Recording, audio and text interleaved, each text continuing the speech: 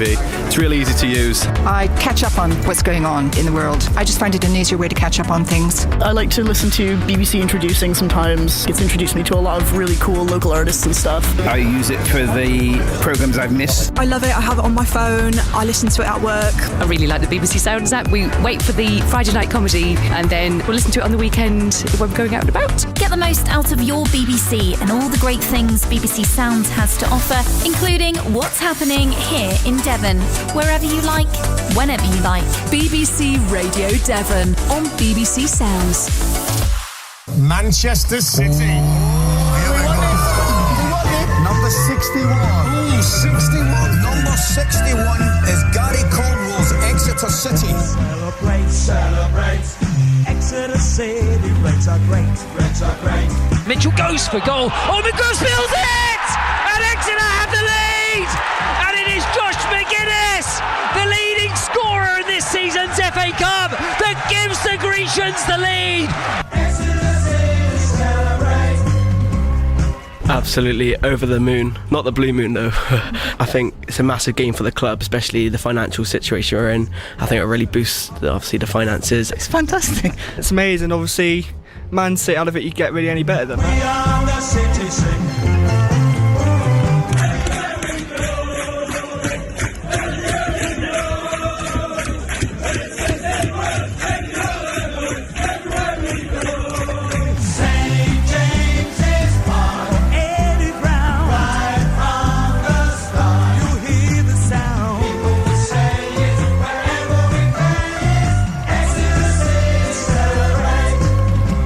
Niskanen, he's got McMillan on the outside, right footed into Cole. Oh, what a finish! I'd like to play their strongest team and see what the levels are that are required to be at the very, very top of the football game.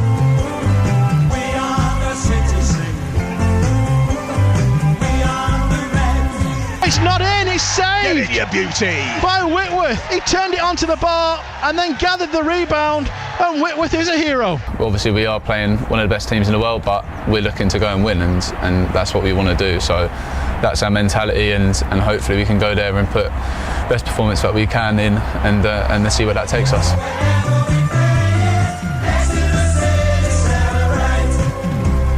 Keel Higgins, fed by Browley, back towards Browley again, good save by the goalkeeper. Get it, turns it in. Niskanen, he claws it back.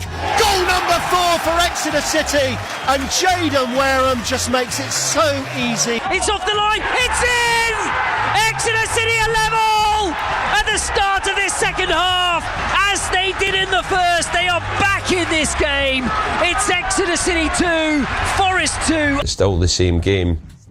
You're just playing against a level of player and a speed of player and a kind of quality of player that is way above what you face every week.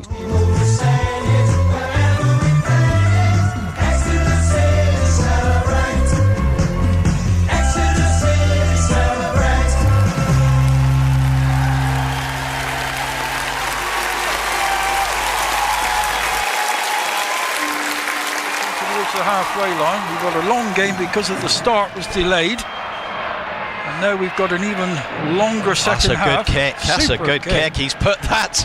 That's a Slade special. He's put that 5 metres inside the Stad half. So Jack Yendall with an absolutely crucial line-out throw just in front of us, and here comes the line-out. Welcome to those who are listening to Manchester City Exeter. So you just lost the feed there for a minute, but we got dramatic closing stages here of this game. We're into injury time. Exeter trailing Stad 27-25. Next stoppage bar penalty will be full-time whistle. Exeter need a score to snatch back victory. They were 22-0 up and then found themselves 24-22 behind, went 25-24 up with a drop goal by Henry Slade. And then there was a penalty by Leo Barre to put Stad back in front. But yes, Chiefs, can they snatch this? They've broken Exeter hearts as these Stad players with good rugby. Got to be fair to them. Now then, can Exeter win a penalty? But they're up onto the 22. Is Slade looking at another drop goal? Well, he's back in the pocket. He dropped the goal just about 10 minutes ago to put in the lead for Exeter. Then they conceded a penalty. He's in the pocket, isn't he, John? Yeah, he is. He's looking. but he's a long way out. Yeah. Kane James has done well with 2 surging runs just in the last outside the couple of 22. minutes. It would sum up Exeter's second half. They give away a penalty here. Exactly. There have been 9 or 10 penalties against the Chiefs in the Is it second. worth Henry having a pop here? Well, it's got to be something, isn't it? He's gone back into that position, and I think he's looking. On the 22, Chapman's in discussion with him. Yeah, they are. He's getting ready, isn't he? Either that or a penalty to Exeter. Oh, they've given away a penalty. There we are. That's exactly what we thought was going to happen. Yeah, exactly what has been happening all the second half. That's the end of the game. Stade will kick this ball off and they will have won. A dramatic fight back by the Frenchmen. They've done an Exeter on Exeter Chiefs. The ball goes into touch and Stade Francais have beaten the Exeter Chiefs by 27 points to 25. 22-0 down. 4 tries in 16 minutes. Chiefs in discipline has cost Exeter dear. Absolutely right, Nigel. I've never seen a game that has changed quite so much with the penalty count. The penalty count has been so high against the Chiefs in the second half. In fact, I can't remember one penalty coming Exeter's way in the second half, and it must have been 9 or 10 that went to the home side. It says something, I'm afraid to say, that the Exeter Chiefs have got to stop this indiscipline. They'll come away from Paris here now with 1 point. We're trying to restore the line to Manchester as quickly as possible. So just apologies for the loss of the line to the Etihad. But we'll stay here in Paris at the moment. But Rob Baxter will be distraught with that second half performance, won't he? Yeah, 22-0 up. You don't expect to come back quite so bad. And that's what Exeter have been doing to other teams this year. And now all of a sudden they've conceded 4 tries in about 20 minutes. But it was all basically down to the fact that they gave away penalty after penalty. It was so monotonous. Every time the ball went to ground or a tackle, the referee's arm would come up in favour of the home side, and they took every advantage. And you've got to say, it was a wonderful fight back. And then Henry Slade dropped the goal to give Exeter a 1-point lead, and then a penalty a couple of minutes ago has given Stade Francais an unlikely winner, you've got to say. And there were some experienced players sadly letting Chiefs down, wasn't it, at times? Yeah, that was very strange at the end when Faya Barbosa ran the ball across in front of his own post and then passed to Will Hayden Wood and put him in trouble. But again, you've got to say, hanging on to the ball on the floor, the referee was overzealous, I think, with some of the decisions, but you've got to say he's only given what he's seen. Well, thank you ever so much, John. Disappointing in the end for the Chiefs here. They've lost this game by 27 points to 5, and we'll hand you across to Alan Richardson. And it is going to be Whitworth, whose yellow kit is going to clear away then up towards the halfway line.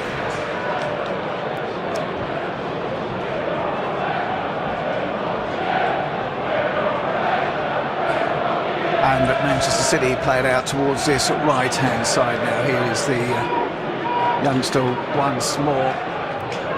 Makaidu gives back to Kusanov, who just works it across the back line for Manchester City.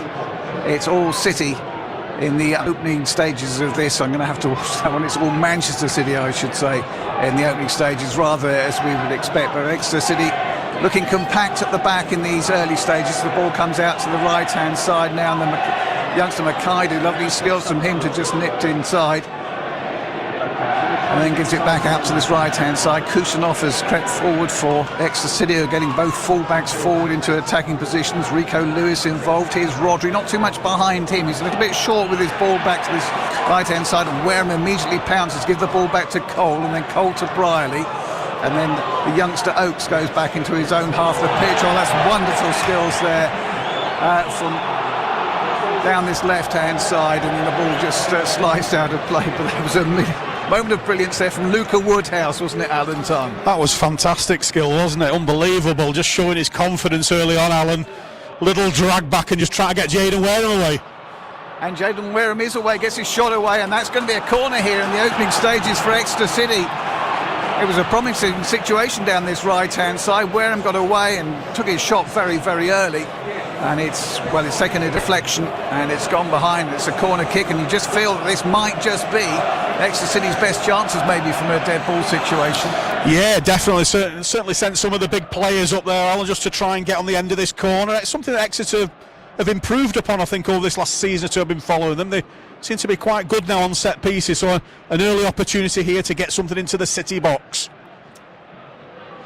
Well, the big men are up from the back, and Manchester City, maximum respect here for the Exeter City threat. They've got everybody back. Over it comes, underneath the crossbar as well. The header's in. It's a very, very good save to push it up and over the top of the crossbar. And it was Turns, I think, who came in and got the header away, and it was pushed up and over the top of the crossbar. Very good save by the keeper, Trafford. Jack Fitzwater it was who had the header, was it not? So, corner here for Exeter City. This time they've come across to the right-hand side to take this one. Just left Niskanen outside the penalty area. Otherwise, all the outfield players are there. Over it comes, and there's a header, and the ball out to this right-hand side. I think this is off. I think it's dead.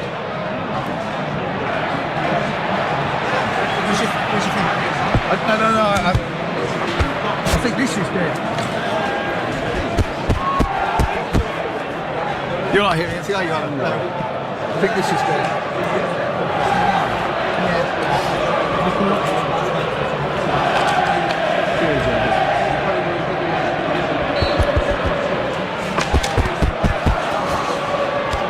Hidden away in Devon, there are secret tales, fabled creatures, and celebrated characters. But it was in the 1700s that the lawlessness of Lundy passed into legend. Did they believe themselves to be witches? Did the devil visit the streets of Bideford? Now you can find out more about these myths and legends.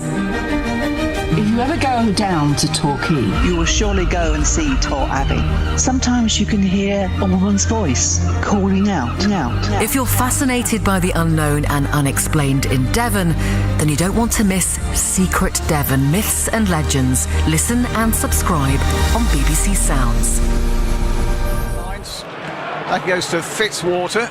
Gets out to the right-hand side and Niskanen. Then Fitzwater clears from the right-back position, picked off by Ake. Manchester City have on the edge of the City penalty area, working across towards the right-hand side, and it's back to Ake. Ake gives it back inside to Rodri, and then Rodri onto Kusanov. Kusanov helps on one more to the youngster Makaidu. Being forced back towards the halfway line. Good defensive play here by Exeter City, and then the attempted back heel is a little bit short there, and that will go through, and it will be a throw-in down this right-hand side for Manchester City. Manchester City 0, Exeter City 0 in the early stages here on BBC Radio Devon Sport, and a throw-in down this right-hand side to be taken by Rico Lewis.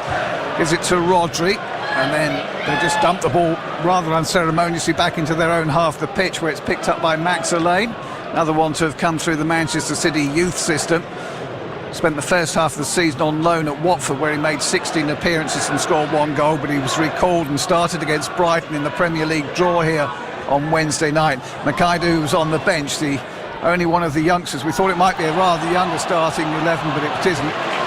Only one of the youngsters, as the ball comes out to the right-hand side, and behind it goes for a corner kick then for Manchester City. 8 minutes played here on BBC Radio Devon Sport, and it is Manchester City 0, Exeter City 0 here on BBC Radio Devon Sport. We are having 1 or 2 technical problems, as you may well have picked up, but we're hoping you're hearing us better than we're hearing you, as it were.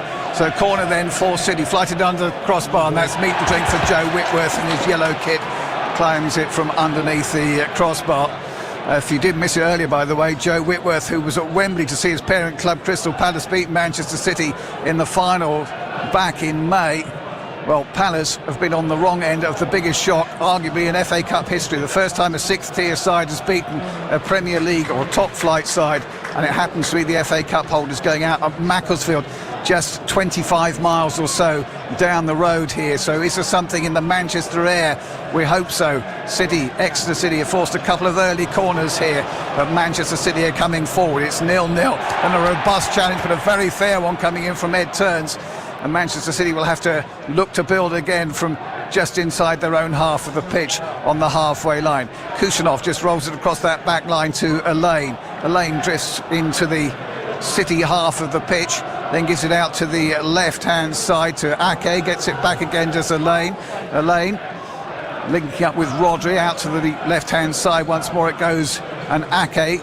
Manchester City just looking to move Exeter City about, and then Kusanov has possession, plays it again here short for Kusanov, and then helps on one more to Rico Lewis, picked off again though, well read by Woodhouse. And then the last line of defence for Manchester City is the youngster Elaine. He gets it back to James Trafford. Another one has come through the youth system at Manchester City. In fact, he actually moved on, made 67 appearances for Burnley over a couple of seasons. Looked like he was going to move to Newcastle in the summer. Then Manchester City decided they wanted to bring him back to the Etihad. No sooner had they done so, and after a slightly dodgy start to life back in the Premier League, they signed Gianluigi Donnarumma, arguably the best player in the world, as the shot comes in from Erling Haaland. That takes a deflection, and that lifts it up and over the top of the crossbar, and behind it goes for a Manchester City free kick, corner kick.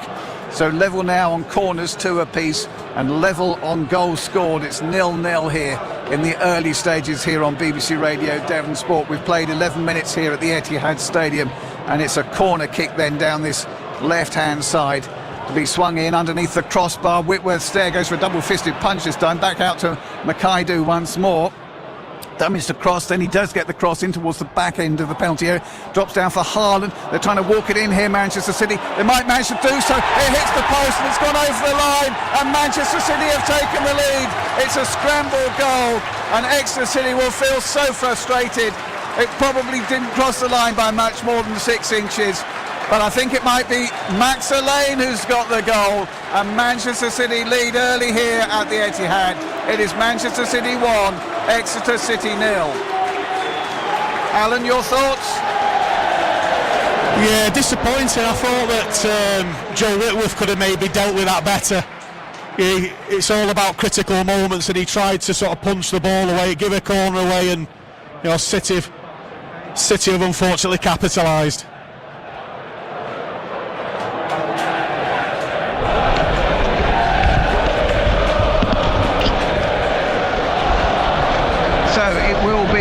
Exeter City who get us back underway here, having gone behind early on in front of the packed Exeter City end away to our right hand side. Rather unfortunate circumstances to it as well.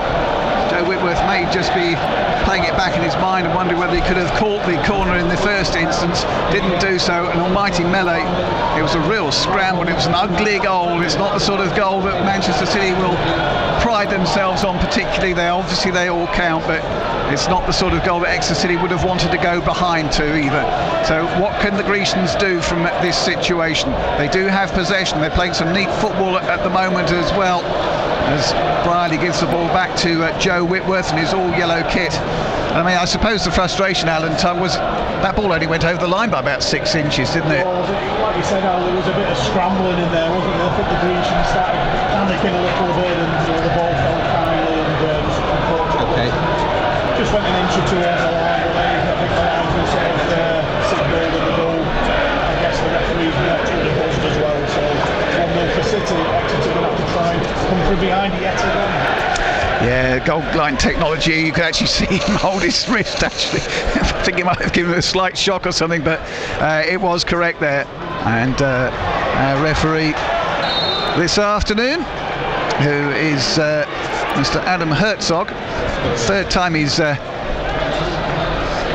refereed an Exeter City match, and is the man in charge on the first game that Gary Caldwell had with Exeter City, which of course was the 0-0 draw at Derby County just over 3 seasons ago. Manchester City 1, Exeter City 0. Lewis buzzing on the edge of the Exeter City penalty area. Nice skills here by Slemenyo.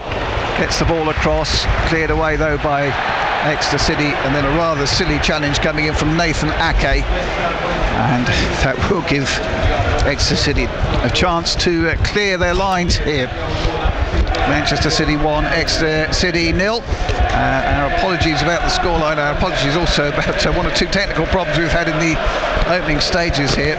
Everything was going swimmingly until 5-3, and then all sorts of gremlins has hit our commentary position, but we do seem to be back up and running, and it will be a ball forward looking for Jaden Wareham, which will be tidied up to his goalkeeper there by Elaine, and it goes all the way through to the goalkeeper.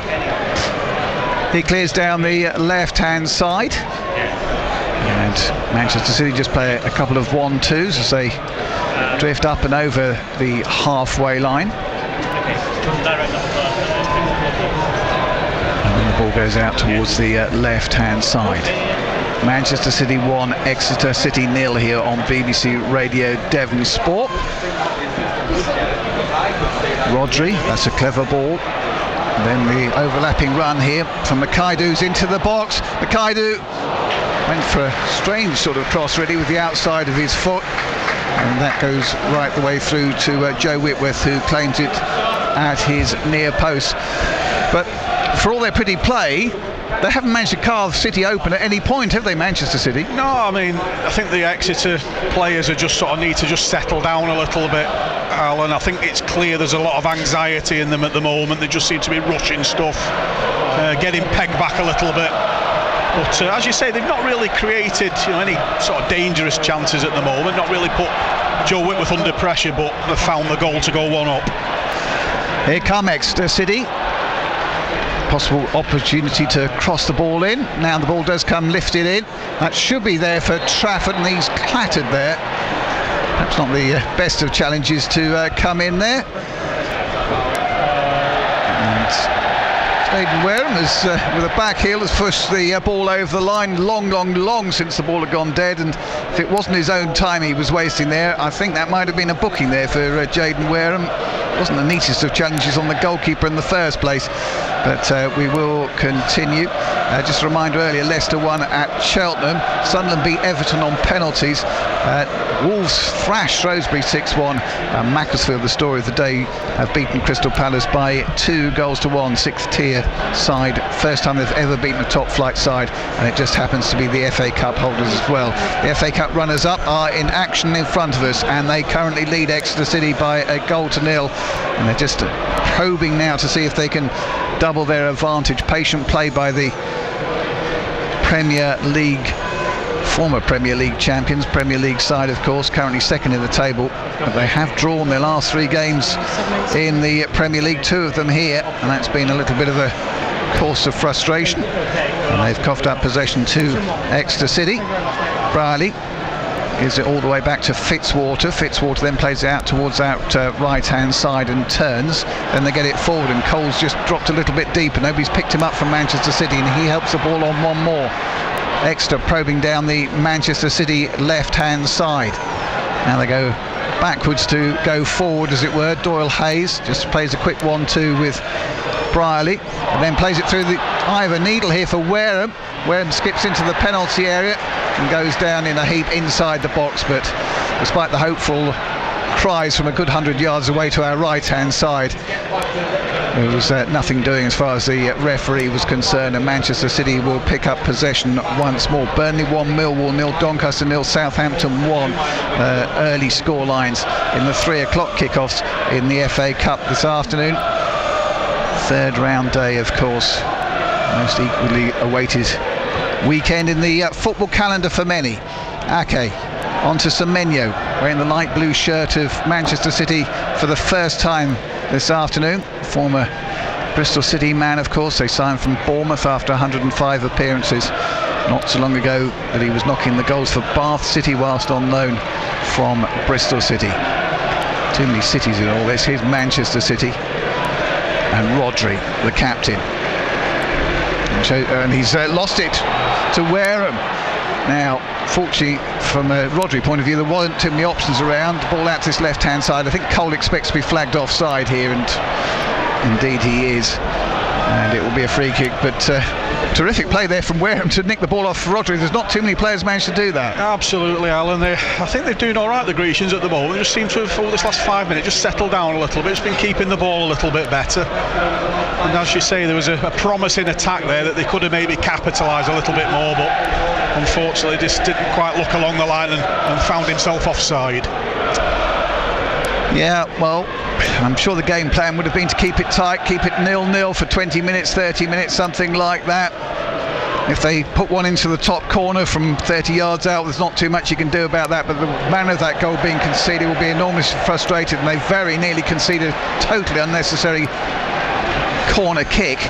In the end, Joe Whitworth has pulled off an absolute miracle there, diving away to his right-hand side, way outside his 6-yard box, to save the ball going out of play for another corner then for Manchester City, whose goal arrived from their second corner of the match. That after Exeter City have forced 2 in the first 5 minutes. Here come Manchester City again. Kusanov just gives the ball into the midfield area. A chance for the Mancunian side to go forward.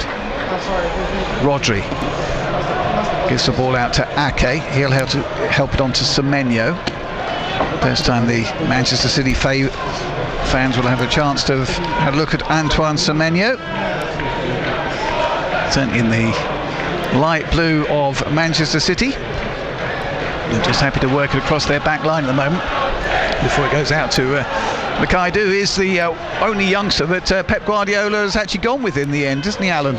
He is, yeah. He's shown a bit of respect to Exeter, that's for sure, Alan, by picking a strong 11, but like you say, he's one of the sort of the youngsters who's got an opportunity. He's certainly going to be giving Liam Oakes plenty to think about in this first half. Looks quite a pacey player, quite a direct player.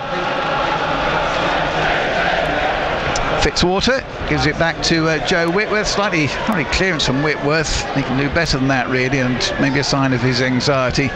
Luca Woodhouse helps him out with a defensive header, but it's picked up again by the home side. Rico Lewis gives it to Ake. Ake will help it on to Semenyo.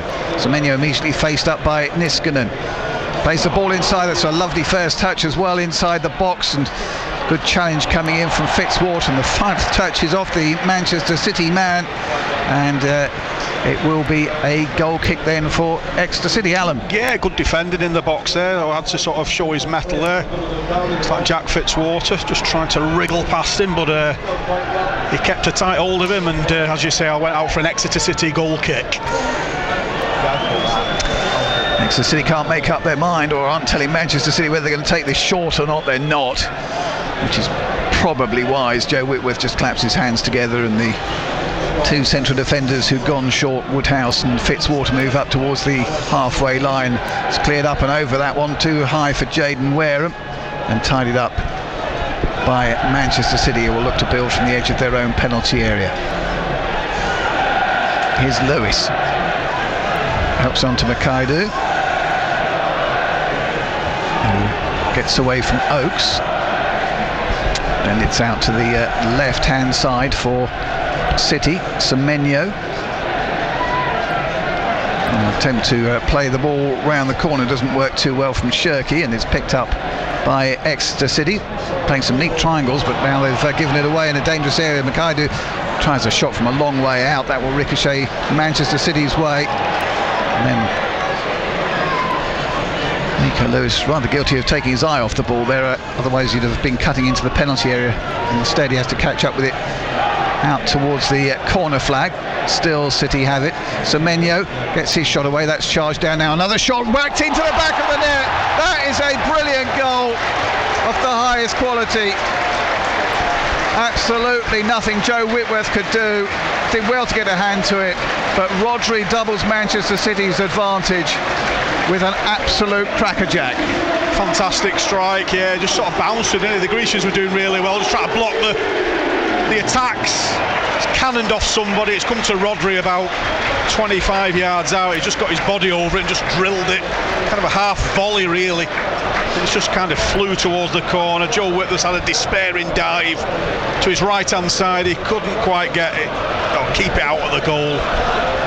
And all of a sudden, Al, it's looking a little bit dicey. The confidence and the shoulders slump, and it's all early on in the game. Is it turned into sort of damage limitation already? Well, Joe Whitworth will be so frustrated to be beaten from 30 yards, but he just hit it so cleanly. You can't actually fault the goalkeeper.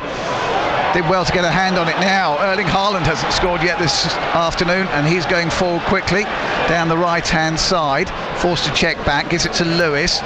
Lewis back towards the halfway line, and Kusanov is the goal scorer. Rodney gives it back to Kusanov, who will go back into his own half of the pitch. Well, is there a response here for Exeter City? They've got to get the next goal, you feel, if they're going to make this into anything of a contest. Just looking at the Exeter City fans away to our right-hand side, we can't see all of them. They're in the top two tiers of the stand away to our right-hand side. Now, referee has stopped this. What's he stopped it for, Alan? Not too sure, whether a bit of frustration maybe from Jaden Wareham there, or... He's calling out Jake Doyle-Hayes towards him, and is it Doyle-Hayes or is it... Yeah, it's like Reece Cole, Al, isn't it? I think it maybe just left a little bit of a mark on one of the City players, maybe just a referee warning him, don't do that again. Yeah, either way, it's nothing more than quite a long talking to originally for Jaden Wareham, and then he turned his attention to Reece Cole. But it would be fair to say there are one or two blue seats in that Exeter City away end, and I do think the very difficult travel conditions may have beaten one or two of the Grecians fans, because those 7,800 tickets that they were entitled to were snapped up very, very quickly. Certainly the intention was to fill that away end, and I fear that traffic, travel and weather have combined to defeat one or two. Here it's a free kick for Exeter City.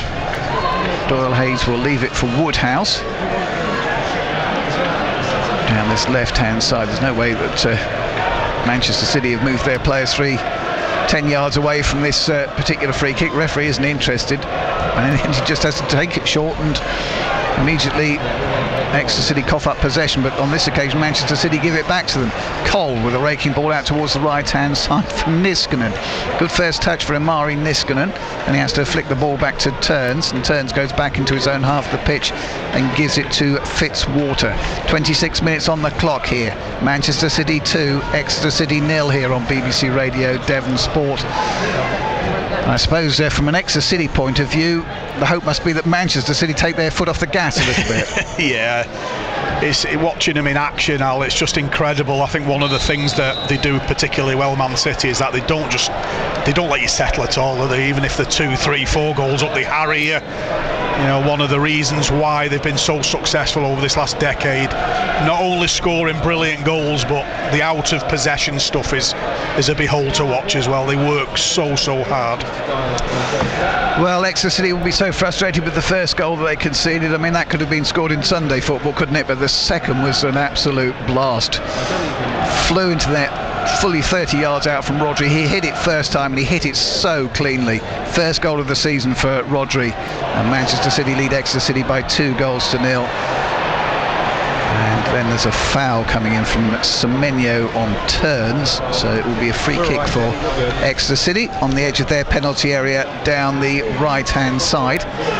They work it out towards the left, and the youngster Oakes trying to link up with Reece Cole, can't manage to do so, and the ball is put out of play for a throw, and then for the Grecians to be taken by Woodhouse.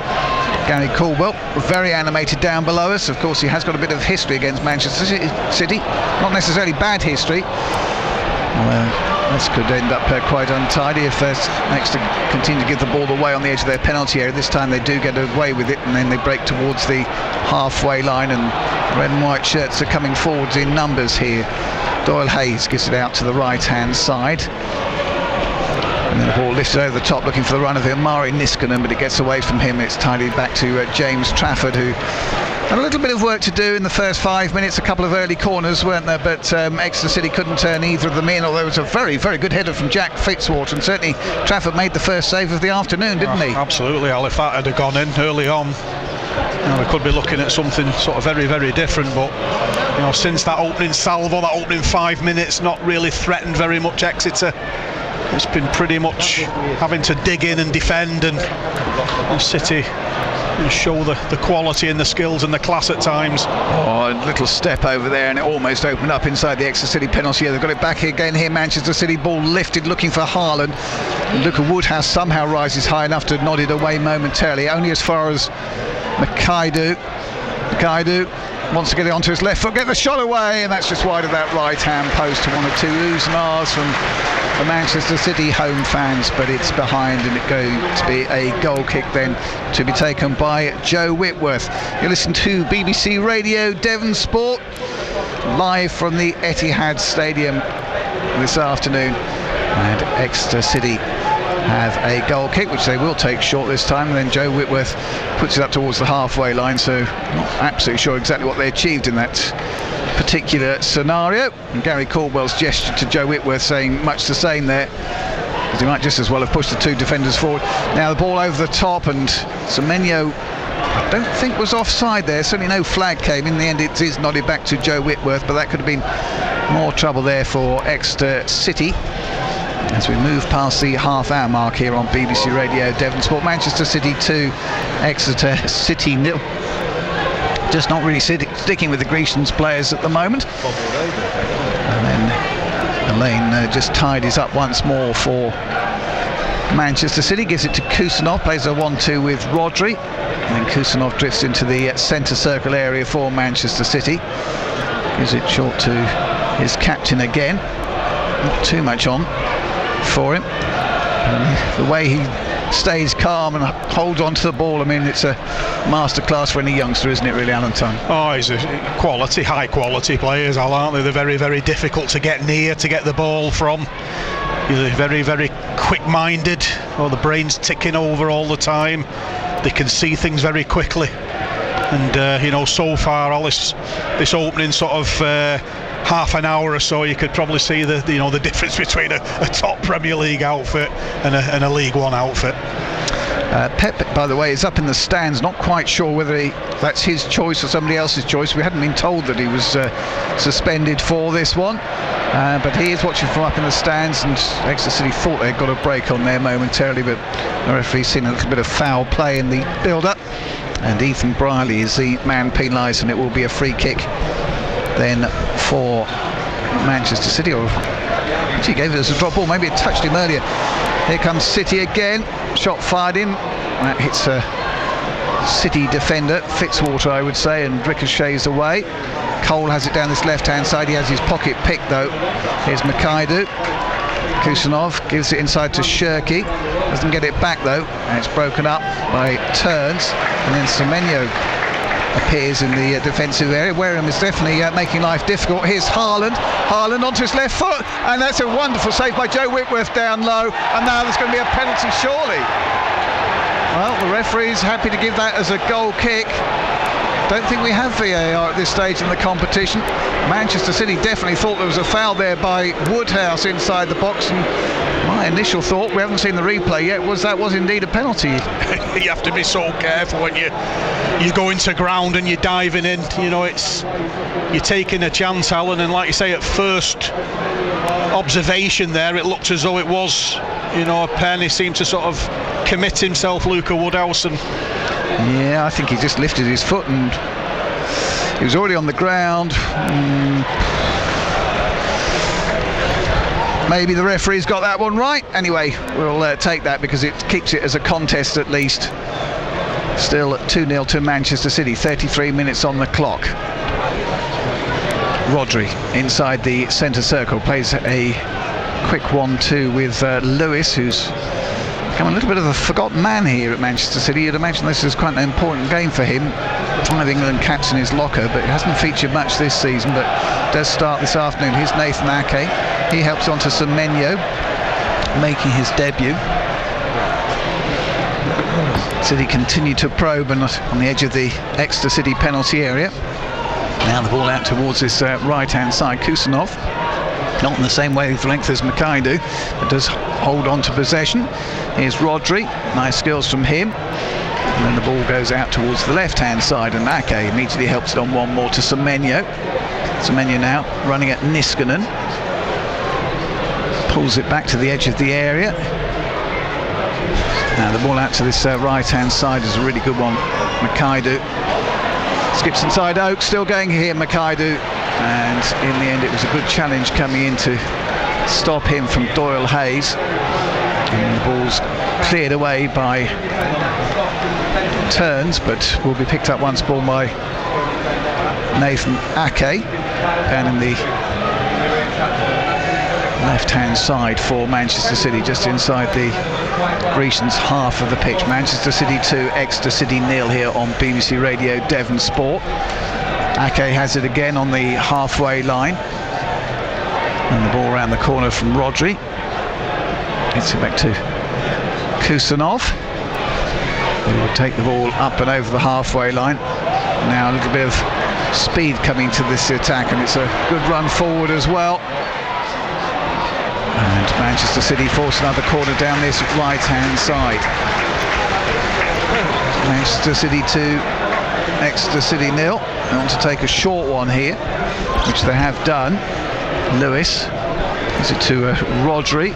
This into the penalty area. Lewis is the onside, and a very important header coming in. Flag stays down. Makaidu lifts it into the back end of the penalty area. There's Haaland, whose shirt was being pulled, but he wins his header. And then back towards the halfway line, picked up by Kusanov. Exeter City just creaking here. It's still a contest at 2-0, but it might just become damaged limitation if it went to 3-0. As the ball is hooked away from the edge of the penalty area. Busy period of games, particularly for Manchester City. We've got a League Cup semi-final, first leg coming up against the holders Newcastle, and then Manchester United, and Joe Whitworth has gone down in a heap, which I suspect, Alan Tunn, may just be a chance for Exeter City to get a few messages and thoughts on. Absolutely. I think goalkeepers seem to do this a lot, but I don't think there's anything you can do about it, Alan, because he could have. It's just like boy who cried wolf, isn't it? You can't say, don't send anybody on. He's not injured because, obviously he's gone down, but I think he's just kind of read the script there, hasn't he, and thought, let's give the players a little bit of respite here and just get them over to the manager, just to sort of try and get a little bit of information and insight into the Exeter brains. Yeah, I don't know what the message is, but I suspect there's a sign that comes from the bench, to be honest. But anyway, let's have a look at the latest scores in the FA Cup then. Approaching half-time in the 3 o'clock kickoffs. Bournemouth 0, Burton Albion 1, Burnley 2, Millwall 0, Doncaster 0, Southampton 2, Fulham 0, Middlesbrough 1, Ipswich 1, Blackpool 0, Newcastle 0, Bournemouth 0, Sheffield Wednesday 0, Brentford 1, Stoke and Coventry are goalless. Still to come, by the way, Bristol City against Watford, Cambridge against Birmingham, Grimsby against Weston-super-Mare and Spurs against Aston Villa. Those all kick off at 5:45. And then there's a very late game, Charlton against Chelsea.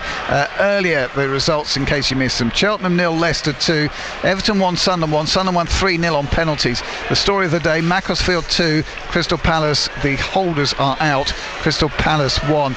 Macclesfield become the first 6th-tiered side ever to beat a top-flight team in the FA Cup, and it is Wolverhampton Wanderers 6, Shrewsbury Town 1 is the other result. So we will restart here with a drop ball for Joe Whitworth, who will invite Erling Haaland to come towards him, and then we'll clear long down the middle of the Etihad Stadium, which is a stadium which is still being developed.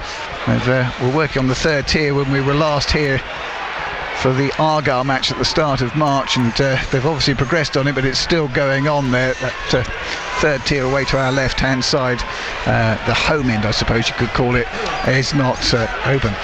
News of a goal coming in the way, by the way, from National League South.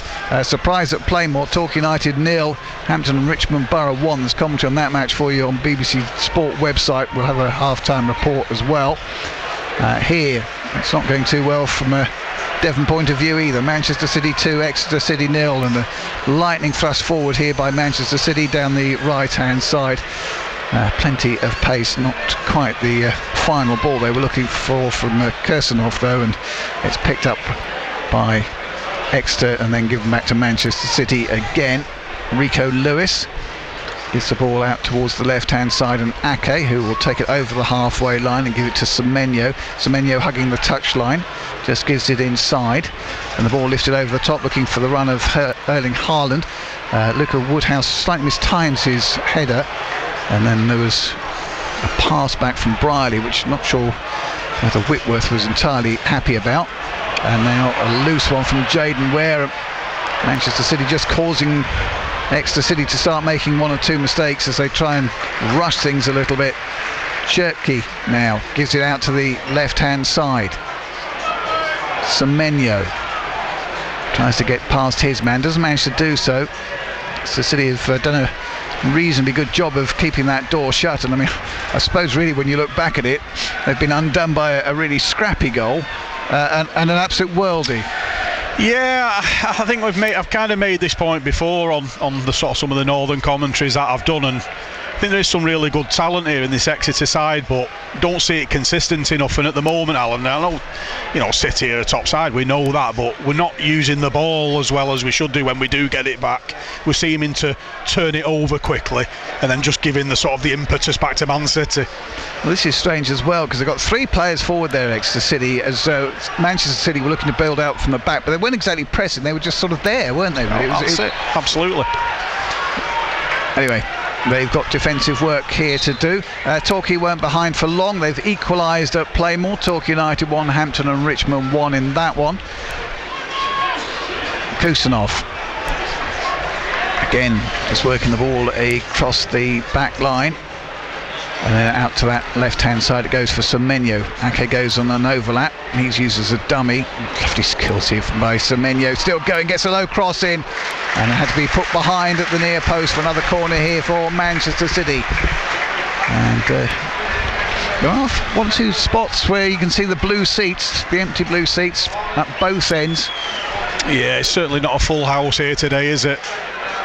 In certain areas, like you say, Alan, there are pockets of empty seats. I think one or two may have gone for the burgers a little bit earlier. Over comes the corner, and that's very untidy, and it's 3-0. And my goodness me, that one is a real mess at the back, largely you feel of Exeter City's own making. Fitzwater, who tried to head it away, didn't get it far enough away, and it's anybody's guess who's turned that one in over the line for Manchester City. But it is 3-0 now for the citizens, and you feel that may well be game done. Nathan Ake has been credited with it, but my goodness me, that was a scruffy goal. They shouldn't be conceding that one, should they, Alan? No, that's again just disappointing. Similar to the first goal, really. Ball floated in, and just Joe Wither just sort of stuck on his line, really, just letting his defenders try to deal with it, which they couldn't.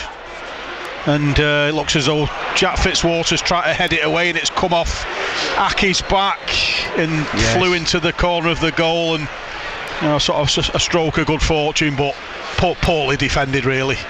Yeah, it depends how you look at it. I mean, Fitzwater's unlucky in as much as his header hits Ake on the back and goes in. Equally, he probably should be putting his header somewhere else, shouldn't he? Yeah, absolutely. Well, that was an opportunity just to try to flex those neck muscles and get the ball clear, and it didn't happen. And Exeter now got an absolute mountain to climb, haven't they? Like sort of, it's like a bullfight, Alan, now, isn't it? It's like a taunting Exeter, and already 3-0 up. I said that word damage limitation, didn't we?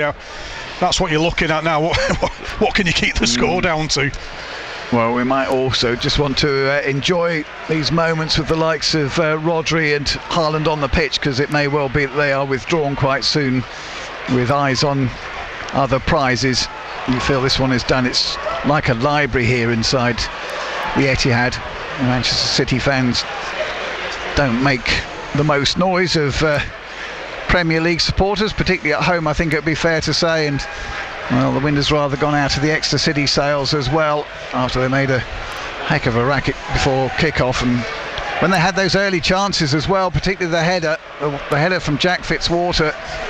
What a first half it's been for Fitzwater. He could easily have been the hero inside the first 5 minutes when his header was very well saved by Trafford, and then he's a little bit of the villain because it was a poor defensive header from the corner. Haaland went near post, and I think that dragged a couple of Exeter City defenders out of the equation. In fact, he was just a dummy. It was a deeper corner, and Fitzwater won his header but didn't get it away. Manchester City have it down the right hand side. Rodri goes back into his own half of the pitch, and it's picked up once more by Kusanov. Tries to get it forward. That one doesn't find its target. Turns has it. Briley helps it on. And now the run here from Niskanen. Niskanen's in here. Niskanen with the shot. Oh, just wide of that right hand post. Just for a moment it opened up there for the flying Finn. He got the pace to get away from Ake, who couldn't catch up with him. Got his shot away. Finishing has never been his strongest point. How close was that to that left hand post? Certainly the brightest moment that City have had. It was a terrifically well-timed ball as well, and he just got away. It wasn't too far wide, was it? Maybe a foot and a half wide of that right-hand post. Trafford was at full stretch there, but it remains Manchester City 3, Exeter City 0. A good bit of football from the Grecians. We've waited quite a while for it. Brilliant pass, and as you say, Ilmari Niskanen galloping away, just seemed to get a yard or two on Nathan Ake. And unfortunately he's just dragged his shot wide of the goal, and I think the Grecian fans held their breath, didn't they, in the away end there. Yeah, go on, Al. So I was just going to say 2 minutes is being added on at the end of this first half, but yeah, that will instill a little bit of heart in to this Exeter City side, because one or two heads did look like they'd gone down a little bit when they conceded that very soft third one just a few moments ago. But that was a terrific rapier-like ball, and now the Wareham's looking to get in behind them as well. His first touch is a little bit heavy, tries to go biting back into the challenge, but the Uzbekistan international Kusanov is strong enough to deal with that situation, and the ball goes behind, and it will be a goal kick here for Manchester City. And I suppose if the Grecians can get on the score sheet, well, just ask one or two questions, doesn't it? But feels like it's a little bit of a mountain here. Managed to get away from the first defender, but the covering defender was always going to get there before Wareham, and he got the strength to withhold the attempted shoulder charge that came in from Wareham. Manchester City going forward again. Joe Whitworth quickly off his line. City want, as the Grecians want, an offside flag. None was forthcoming. Doesn't matter in the end, because Whitworth was alive to the danger. He plays it across his back line and out towards this left hand side. Cole being forced back towards his own penalty area, and then City playing football in dangerous parts of the pitch. Could be punished here. Ball pulled back, 4-0. And that really a goal of City's making again. They just dallied with the ball on the edge of their penalty area. Manchester City were too quick, and it's been put into the back of the net for a fourth goal for Manchester City. Might be Reinders, might be Shirky, but it's 4-0 for Manchester City. Alan Tongue. Yeah, again, just I suppose Exeter just making their own problems for themselves. I think it was Jack Aitchison here on this near side, give the ball away cheaply, and all of a sudden, you know, you've clipped it in. The ball's been cut back hard. I don't know if it is that an own goal, Al? Well, it might be. Let's have a look. Let's have a look. It might be. There was a player looking quite guilty there. Jack Fitzwater, is it? Has he got the final touch? Doyle Hayes, maybe. Yeah, it might be Fitzwater. Just trying to turn it round for a corner, I suppose, or something, hasn't it? But it's, you know, difficult to do that when you're about a yard off the line. Yeah, it's an own goal from Jake Doyle Hayes, the captain. Confirmation of that, and with that, any hope of a Exeter City revival has surely gone out of the window as we reach half-time, Alan. Yeah, I mean, I think Gary Colwell's just got some simple words now for his players, and that's what an elite level side looks like. And if you want to progress in the game, if you want to get up the tiers of football leagues, you know, there's the standard that you've got to aspire to, because, you know, we've been, I won't say blown away there, but it's like a sort of, use that phrase, like Memby boys, really, wasn't it? I mean, Gary said, you know, if Exeter City were going to pull off a shock today, they had to be absolutely perfect, and they haven't been, have they? They have been off it. No, there's been a couple of like goals that you think like you could have done better with them. For me, maybe it was a sign of nerves from Joe Whitworth, the first one. He should have maybe caught that. He's gone to punch it, and he's given a corner away again, and they've scored from that. And then since then, Alan, they've kind of took hold of the game, City, haven't they, and put Exeter to the sword of it.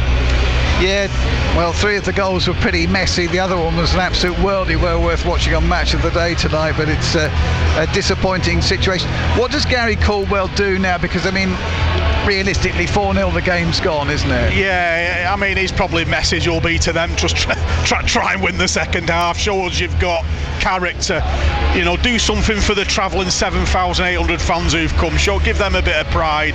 It's really unlucky. I think that would have been incredible if Ilmari Niskanen could have somehow found the corner with his chance, but you know, it's a mountain, absolute mountain to climb this second half. And you know, Salford City came here a couple of years ago in the FA Cup, Alan, and unfortunately it was 8-0 I think on that occasion. So you know, you're hoping that ifs and ands, pots and pans and all that sort of thing. But as you touched on, I mean, there were moments in the game. Exeter City could have scored first with that Jack Swarter header. Yeah, the first 5 minutes you're thinking this could be incredible. You know, Exeter were straight on the front foot. A couple of opportunities from corners to do something. Jack Fitzwater got a decent header on that you know, made James Trafford work, but since then, you know, City have flexed the muscles, showed the class, and you know, a couple of scrappy goals, but you know, that was a bit of moment of magic that you alluded to, Alan, from Rodrigo, wasn't it? What a strike. Yeah, it was. It absolutely bulleted its way past Joe Whitworth. Joe Whitworth will be frustrated. Gary Caldwell, you suspect even more so. A couple of the goals, well, probably even three, were goals that they would have been frustrated at conceding at Halifax a couple of rounds ago. He certainly didn't want to see them flying in here at the Etihad Stadium, and it's a worst possible situation for the Grecians. Half time here at the Etihad, it's Manchester City 4, Exeter City 0. If you want great guests, starring James Nesbitt, and it is written by Harlan Coben, who are both with us this afternoon. Hello. Hi there. Hey, how are you? I'm very well, thank you. There's only one person to listen to. David White. Shane Ritchie. Thanks for the invite, mate. Lovely to be here. The jokes write themselves. Okay. Sean Walsh, who's back with us on the show this afternoon. How you doing, Sean? I'm very well, thank you. What a wonderful voice you have. Oh. It's a very soothing voice. Join David White for a star-studded afternoon. That's my life. I get on that. Weekdays from 2 on BBC Radio Devon. BBC Radio Devon. Sport with James Vickery.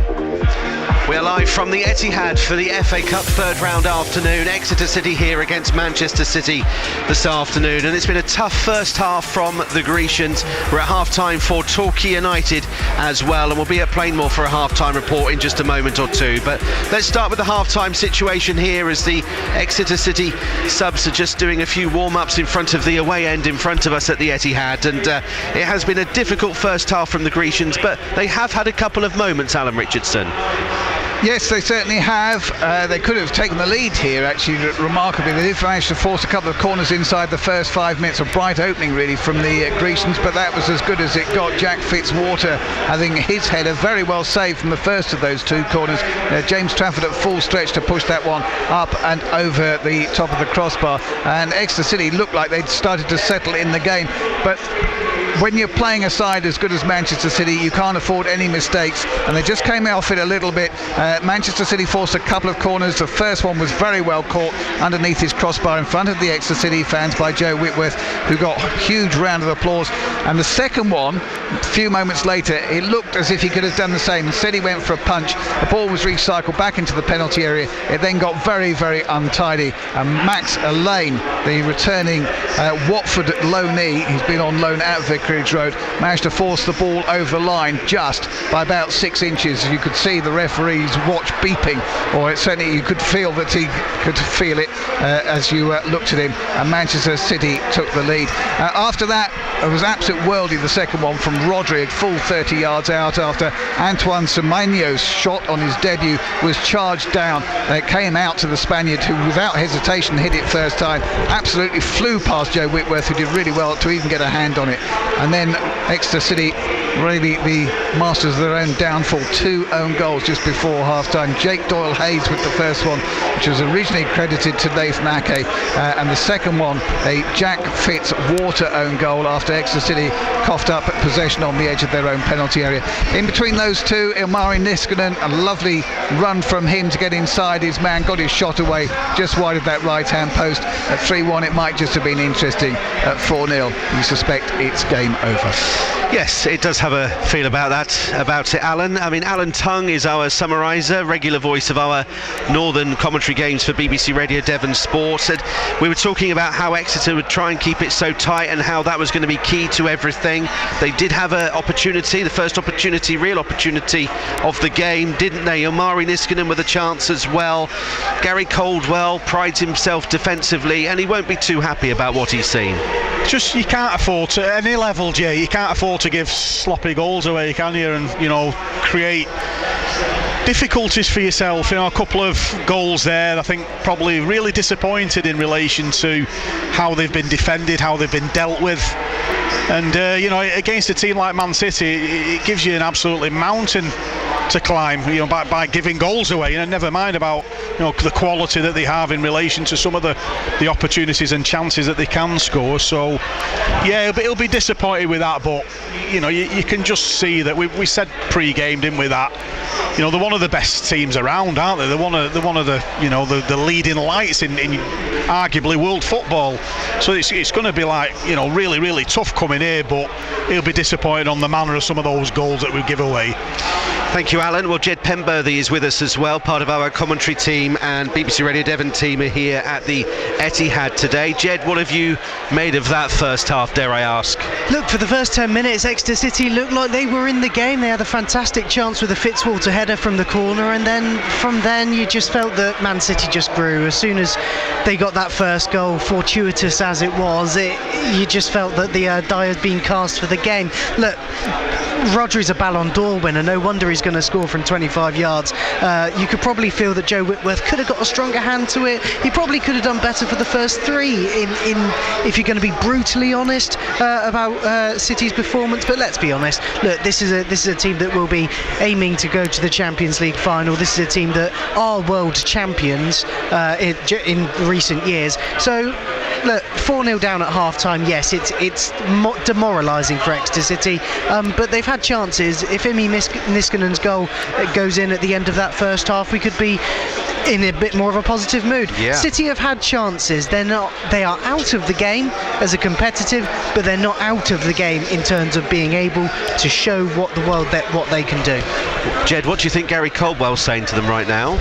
Do you know what, Gary? He's always an animated manager, isn't he, Gary Caldwell? He'll always be honest with his players. I don't think he'd be very happy with the amount of times that City have lost the ball. I don't think he'd be happy about the times that the touches have been a little bit loose, or there's just been an aimless ball up the channel just to try and get it clear. Because at the end of the day, it's a possession game, and Man City are going to pass you to death. So don't give them the ball as much as you can. You'd think the way that Exeter love to play is attractive one-touch football, and yet we've seen that in just glimpses, and when we have seen it, the Grecians have gone in behind and really caused Ake a few problems. All right, Jed, thank you. Thanks to Alan Tongue and Alan Richardson as well here at the Etihad Stadium. Half-time, difficult scoreline for the Grecians. It is Manchester City 4, Exeter City 0. Let's go to Plainmoor next. Big game for Torquay United in National League South. Torquay against Hampton and Richmond Borough. Let's get a half-time report from Paul Mulhern. It's been a bit of a strange game here today, to be honest with you, James.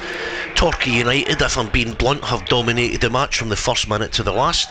They've created chance after chance after chance, but unfortunately they're finishing in front of goal, and the little ricochets in the box just can't seem to fall to them. I'm looking at my notes, James, and as well as a goal, I could name you 8 clear chances that Torquay United have had. They've either under-hit a shot, over-hit a cross, or shot wide when they were in a better position to score. However, after 21 minutes, the stadium fell silent pretty much, as what Dave and I thought was a mishit free kick by Harry Gardner went into the edge of the box about 15 yards in. The fullback Alan Massey got something on it. We think it was his shins. It somehow bobbled through all the defenders, past James Hammond into the far corner, and right out the blue, Hampton were 1-0 up. However, to be fair to the home side, they didn't let it affect them too much, and they kept going, and eventually their persistence was paid off, and the one moment of real quality of the half was supplied by Callum Dolan from the left hand side. He found himself unmarked in the box about 14 yards from goal, leant back a little bit, and I think my commentary described it as almost a sandwich edge shot, James. He just dinked it round a couple of defenders. The keeper sees it a little bit late. I think it tickled the far post on the way in, but it buried in the net. That was 6 minutes to half time. Louis Dennis has been guilty of missing a couple as well. Paul Watton's got some really good options on the bench. It's been all Torquay United, but the only thing that counts is a score sheet, and at half time that reads Torquay United 1, Hampton 1. Okay, so that's the half-time situation then for Torquay United at the break, thanks to Paul Mulhern, and we will have reaction to Torquay United's game today later in the show, and of course on your breakfast show with Mel Osborne tomorrow from 6 o'clock here on BBC Radio Devon. We are live from the Etihad. If you are tuning in, we are half-time at the Etihad, where it's Manchester City 4, Exeter City 0. Big second half of football to come. I can see Exeter City striker Josh McGuinness warming up down to my left-hand side. I think we may well see him in some kind of form this afternoon. Substitute, of course, named as a substitute this afternoon, but it has been a difficult, very difficult first half for the Grecians, and of course that Premier League quality really showing through. We are live around the UK on BBC Sounds and around Devon on FM and DAB digital radio this afternoon. Earlier today it was a big game for the Exeter Chiefs as well in rugby. Chiefs losing 27-25 away against Stade Francais, and Chiefs were doing so well in that game as well. They were leading that one quite comfortably. At half time it was 17-0 to Rob Baxter's side, and they've lost that one 27-25. So let me bring you some FA Cup scorelines then, and of course the main headline today is that Macclesfield, a side not too far away from where we're sitting here in Manchester, they have caused the biggest FA Cup shock of all time. They've knocked out the current holders and Premier League side Crystal Palace by 2-1 at Moss Road. Elsewhere in the third round today, Cheltenham 0, Leicester City 2, Everton 1, Sunderland 1 after extra time. Sunderland winning that 3-0 on penalties.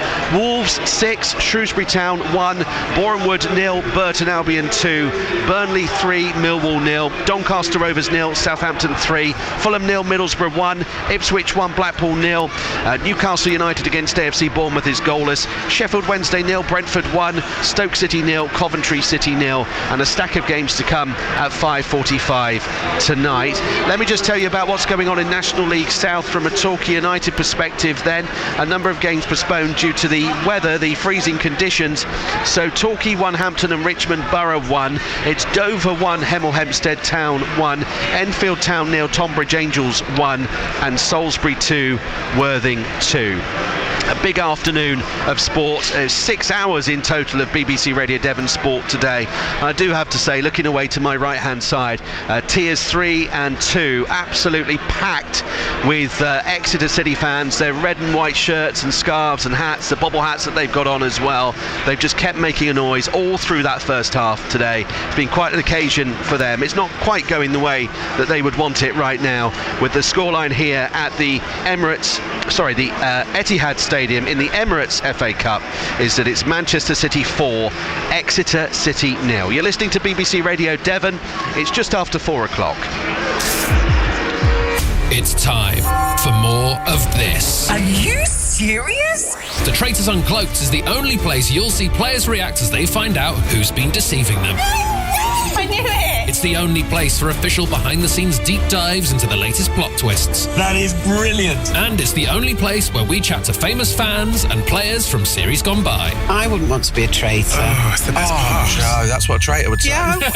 The Traitors Uncloaked, the official visualised companion podcast with me, Ed Gamble. Watch on iPlayer, listen for more on BBC Sounds. BBC Radio Devon. Sport. With James Vickery. The Exeter City players back out on the pitch here at the Etihad. Gary Caldwell sent them out maybe just a little bit earlier than what we can see from Manchester City, just getting a little glimpse into the tunnel here. The Manchester City players are very slowly making their way back out towards the tunnel, and very soon to emerge in front of a packed Etihad Stadium today. Now, if you're listening on the BBC Sport website, we can take you back to Plainmoor right now. Torquay United against Hampton and Richmond Borough. This one 1 each at the break. Let's go back to Dave Thomas from the Torbay Weekly and your match commentator, Paul Mulhern.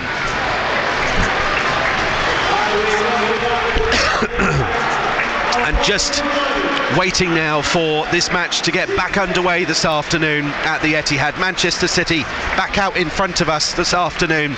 Exeter City in their red and white strip, their famous red and white strip, and we are seeing a change at the break as well, and maybe a bit of a surprising change. Jaden Wareham, who, well, did have an opportunity early on in this game here. He makes way for the experienced striker of Josh McGuinness.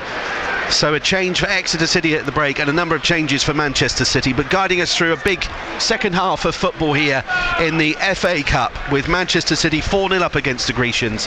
Let's take you back to Alan Tongue and Alan Richardson. Yes, we're just going through those substitutions at the moment, but sadly, as we feared, we've seen the last of Erling Haaland, who didn't manage to score today, and Rodri, who did. And Manchester City making 3 changes at the break. Nathan Ake is the third one to go off. So on come the youngsters: Nico O'Reilly, Devon Mikasa and Stephen Mafuni. And one change as well for the Grecians, which James mentioned just a couple of moments ago, and that one's a little bit more interesting in a way. Josh McGuinness coming on to replace Jaden Wareham. Actually, I thought had a decent first half and have been making life difficult, but of course Josh McGuinness, vastly experienced, does have plenty of height about him as well, only just coming back from an injury, as O'Reilly just goes in, and we're underway in this second period. We'll get the thoughts of Alan Tongue on that in just a few moments time, but City just looking to build up from the back as the ball is played inside there by Mafuni, and he gives it short this time to Lane. He's just returned to the Etihad from a pretty successful loan with Watford in the Championship. Scored 1 goal in 16 appearances for the Hornets as the ball's flied out to this left-hand side. Semenyo, the last perhaps of the big names, still on the pitch, by the way. But this time he doesn't manage to get any joy down that City right-hand side, and it's cleared away. And there's a poorly timed challenge coming in from the youngster Stephen Mafuni, and we can get the thoughts of Alan Tongue on that Exeter City change at the half-time interval, Alan. Yeah, it's an interesting one, isn't it? Because I thought Josh McGuinness was a little way away from fitness just yet, so he's made a really good recovery. Jaden Wareham again, probably, you know, we don't know what's happened there. Is he carrying something, or has he felt something? Maybe a sort of a protective substitution more than anything. But from the City perspective, Alan, it's a dream for them, isn't it? You know, they've got a tough week or two coming up. They've got Newcastle Carabao Cup semi, they've got Manchester Derby next Saturday, they've got Champions League the week after that against Bodo Glimt. So it's an ideal scenario now, isn't it, just to try and rest a few of their players and be in 4-0 up gives you the opportunity to do that. Yes, it's worked out absolutely perfectly from Pep Guardiola's point of view, really. The big guns won in the first half, did the business, and now he has the luxury of being able to take them off. As you say, it may well be they're saving Jaden Wareham for other occasions as well, the Exeter City side. I'm not sure Wareham would have been too keen to have made way, but of course that's not his shout. 5 changes, of course, allowed from both sides in the FA Cup. So Manchester City have made 3 of those. Phil Foden still wakes on the bench, along with the likes of Bernardo Silva, Nico Gonzalez, Jeremy Doku, as well as the goalkeeper Gianluigi Donnarumma and Mateus Nunes. So those are the substitute options still available for Pep Guardiola, which I suppose he might turn to if Exeter City managed to get the next couple of goals. Mafuni trying to play the ball down his left-hand side for Semenyo. Semenyo then gives it back to Elaine and dabs the ball out to the right-hand corner of the penalty area as Manchester City look to build from deep. Back into their own half they go for Shirky. And they drift towards the halfway line. And the ball just knocked inside. Isn't the best. That's Nico O'Reilly, his first touch. O'Reilly has it again. Man's gone on to pick up a couple of caps for England as well, of course. Now here comes Makadu down that right-hand side for Manchester City. Now Mafuni involved, helps it onto Semenyo. Plays a quick 1-2. Semenyo gets a low cross in, flies in, and it's a 5th goal for Manchester City. They're checking to make sure there's no offside flag. There isn't. and it's Rico Lewis who's got on the end of that one. And the worst possible start for the second period here for Exeter City. Manchester City 5, Exeter City 0. Yeah, again, just good quality play, wasn't it? Sort of opened up Exeter. A lovely 1-2 on this left-hand side. A superb ball across the face of the 6-yard area. And as you say, Rico Lewis has managed to find a little bit of space. He's got across one of the defenders and managed to steer it home for number 5. Not known for his goal scoring, Rico Lewis, but he did well there. He wasn't sure he was onside at the time. He had a very good look at the referee's assistant, but I think he came from behind 3 Exeter City players. He certainly came from behind at least 1, which is all that's required. He was definitely onside. And Antoine Semenyo makes his first goal for Manchester City, and Exeter City now trail by 5. And we've not quite reached the 50th minute. All back to Whitworth. Slightly hurried clearance from Joe Whitworth. Now this is better from City, and Niskanen on the raid down this right-hand side. Mafudi comes across to meet in. Niskanen skips inside him, then lifts the ball to the back end of the penalty area. It's brought down well on the chest. Cole with a shot into the side netting. Claims it was a safe there from the goalkeeper Trafford. Referee not interested, and it's going to be a goal kick, but that was better from City. It was, half a chance there, Al. Good bit of play from Niskanen. Great little cross to the far stick. Can't you say good control there? Was it Jack Aitchison on that far? So yeah, got it on his chest, held it in, hit it with his left foot, and unfortunately blasted it into the side netting. Yes, the man who's on fire, of course, against Wickham in the last round. Manchester City back to where we are, and City knocking the ball from side to side and just looking to move Exeter City around. Manchester City 5, Exeter City 0. Here's Mafuni on the halfway line. Gets it back from Semenyo, skips inside. And the ball out towards this left-hand side again. Semenyo playing a 1-2 with Shirky. Shirky then gives it back to Nico O'Reilly, just leaves it for Shirky to take it over again. Looked like it was opening up for a shot from Lewis there momentarily. Instead he gives it on to Nakaidu, and the ball lifted into the penalty area, and they're being perhaps a little bit too clever now, Manchester City. Almost a hint of disrespect in the way they tried to lift it forward there. Alan, we always think, that this is Exeter City have got nothing to lose, but when you start getting into these sort of scorelines, particularly when you've still got 35 plus minutes left to play, maybe they have got a little something to lose. It is, Al, because your psychology kind of you start thinking to yourself, when's time up? That's what you're looking at now. But they've just got to show character, haven't they, and just keep it going. And you never know. Finding a goal would be incredible, wouldn't it? But and like you say, it's a bit of a harsh lesson so far.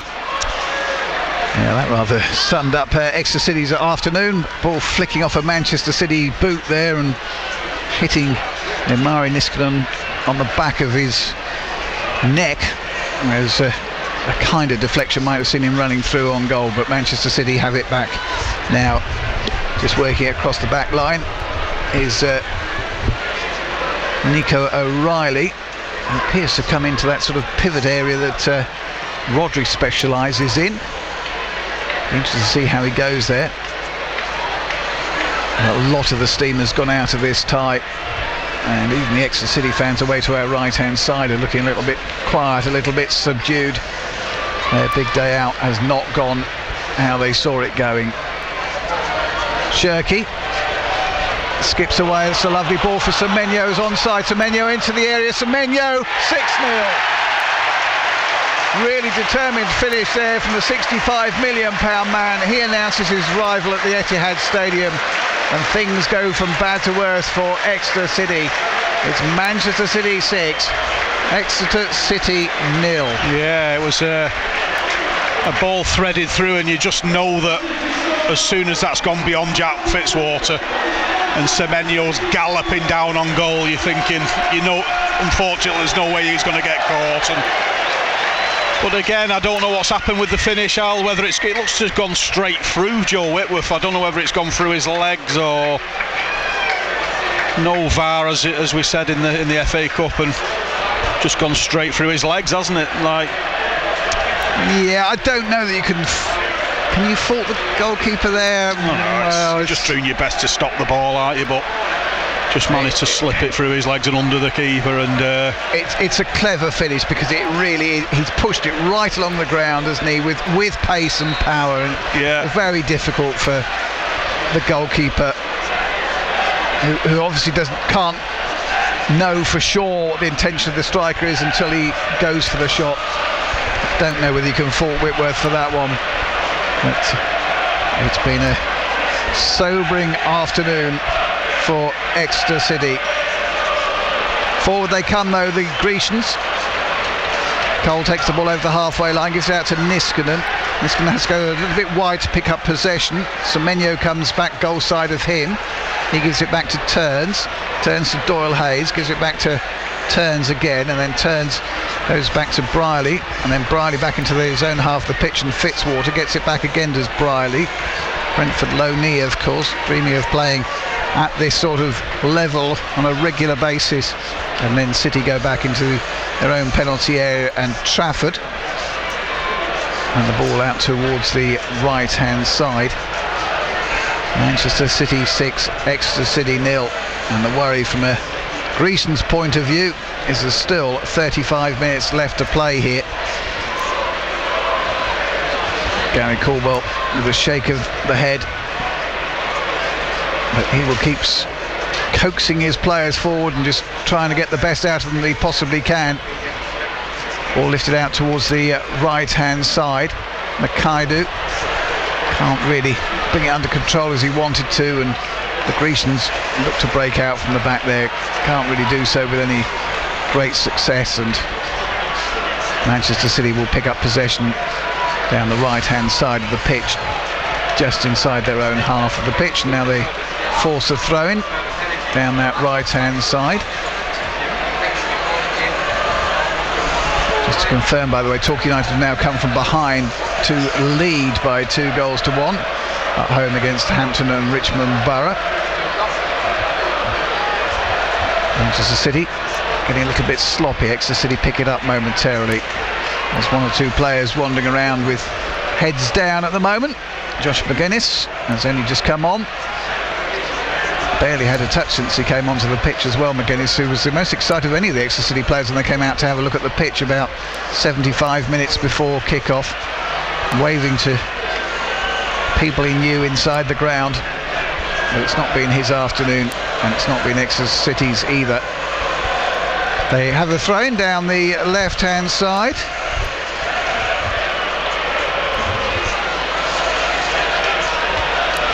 And then they have the ball on the halfway line. Manchester City are going to make another change quite shortly. Matthias Nunes is going to be coming on for them. They've already brought on most of the youngsters. Here's one of the ones that started, Elaine, inside the centre circle. He's out to Mafuni, who came on at the break. Semenyo can't get away from Niskanen. Mafuni picks up possession again. And Elaine lifts a good ball down that right-hand side. Will be caught up with by Makaidu. Wasn't actually aimed at him, but Manchester City will still have it. Here's O'Reilly with a curler. Curled that one a long way wide of the right-hand post, and behind it goes for a goal kick. Alan.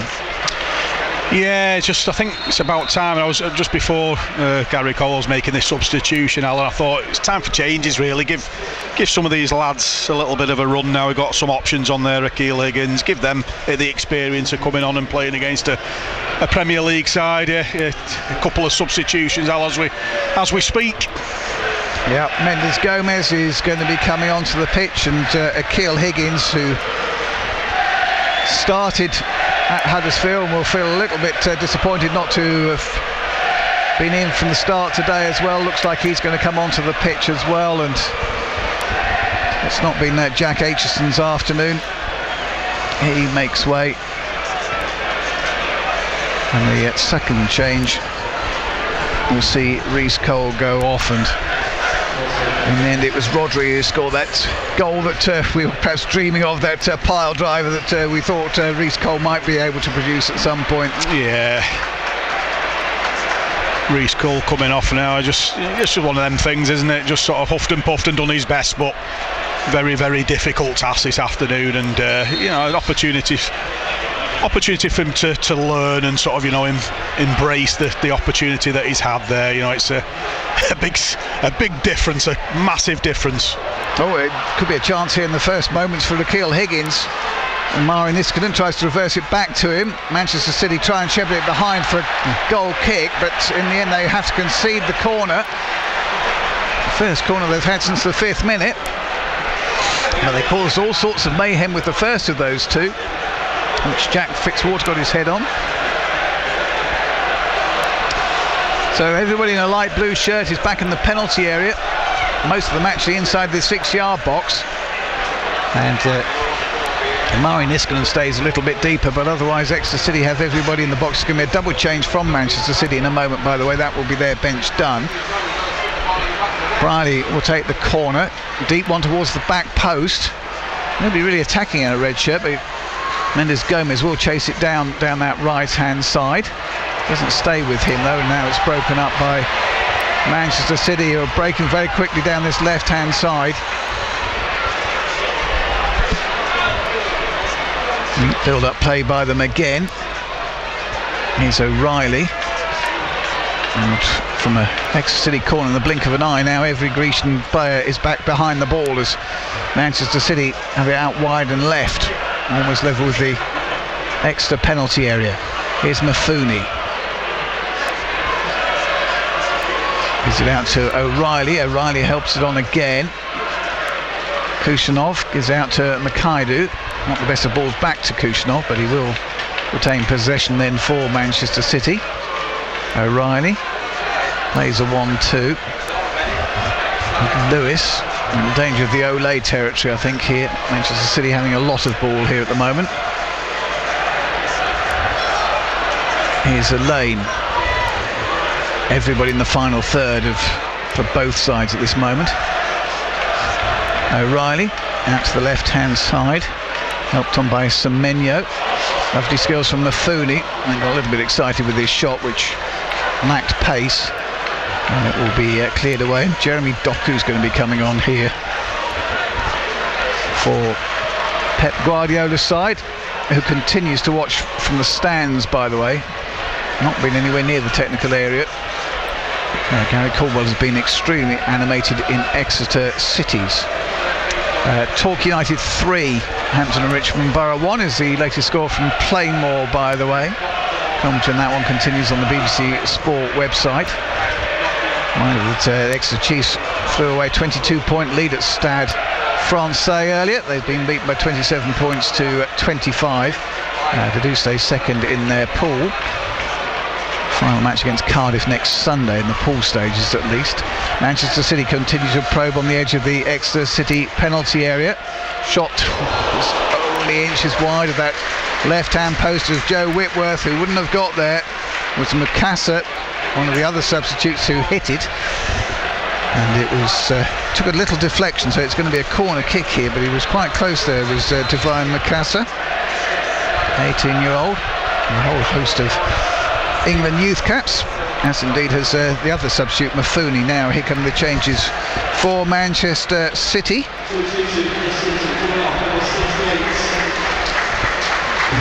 Bernardo Silva is one of the players coming on.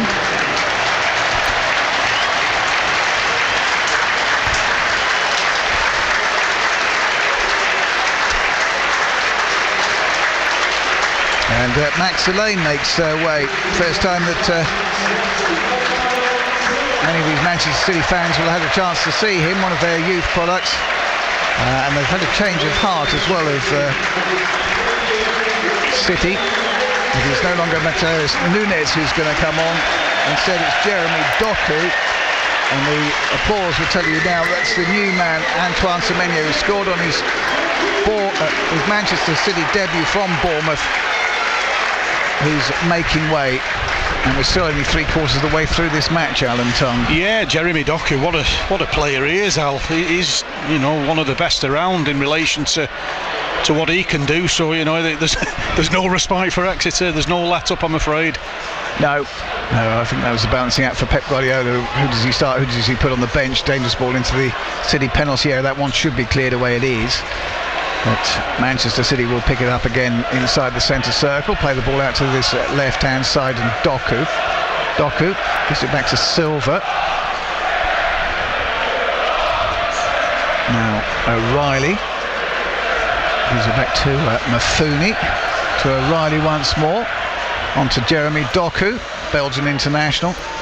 They're all internationals out there, or if they're not, they're youth internationals. Here's Mafuni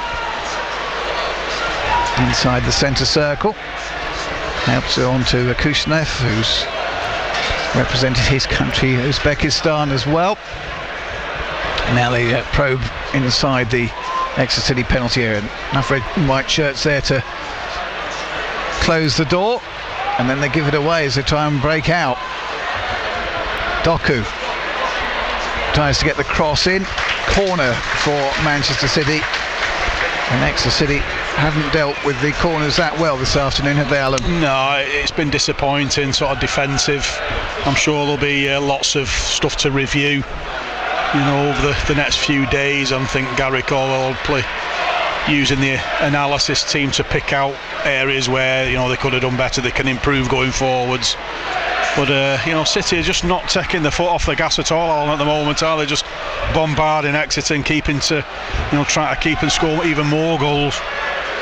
Short corner routine this time, then lifted towards the back post, and they win the first header again. It's just dabbed wide of the left-hand post of Joe Whitworth. A few inches inside, and that could well have been interesting. The ball's cleared away by Exeter City. Manchester City pick it up inside their own half of the pitch. Manchester City 0, Exeter City 0 here on BBC Radio Devon Sport. Get the thoughts of Gary Caldwell after this one. We'll also get the thoughts of as many of the players as we possibly can.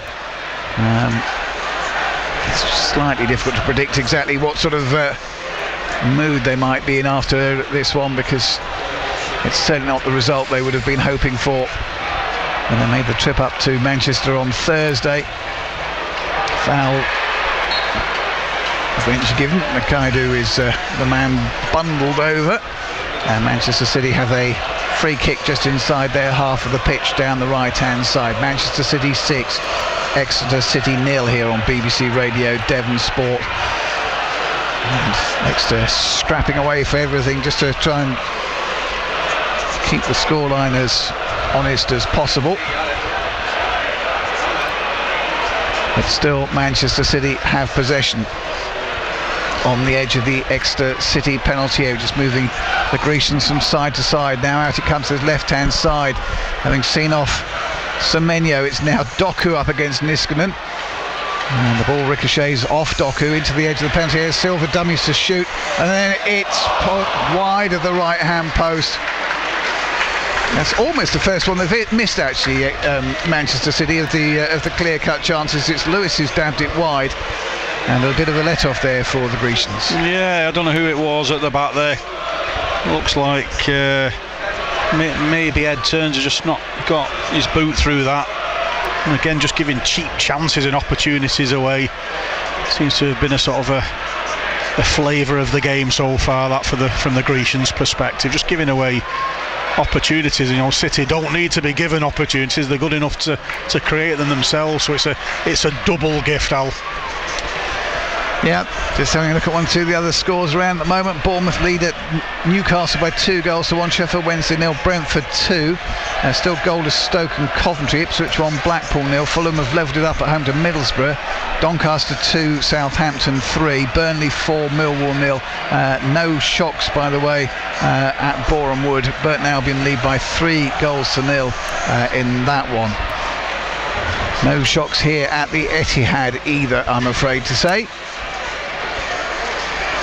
As Mafuni has possession, and he gives it to O'Reilly. Doesn't stick with Docker. Good challenge coming in from Turns, and then a lovely Bit of skill there from Mendes Gomez. He lifts it out to the left-hand side, and Higgins, who's bundled over, and Exeter City will have a free kick out wide and left, and decent crossing opportunity this, Alan.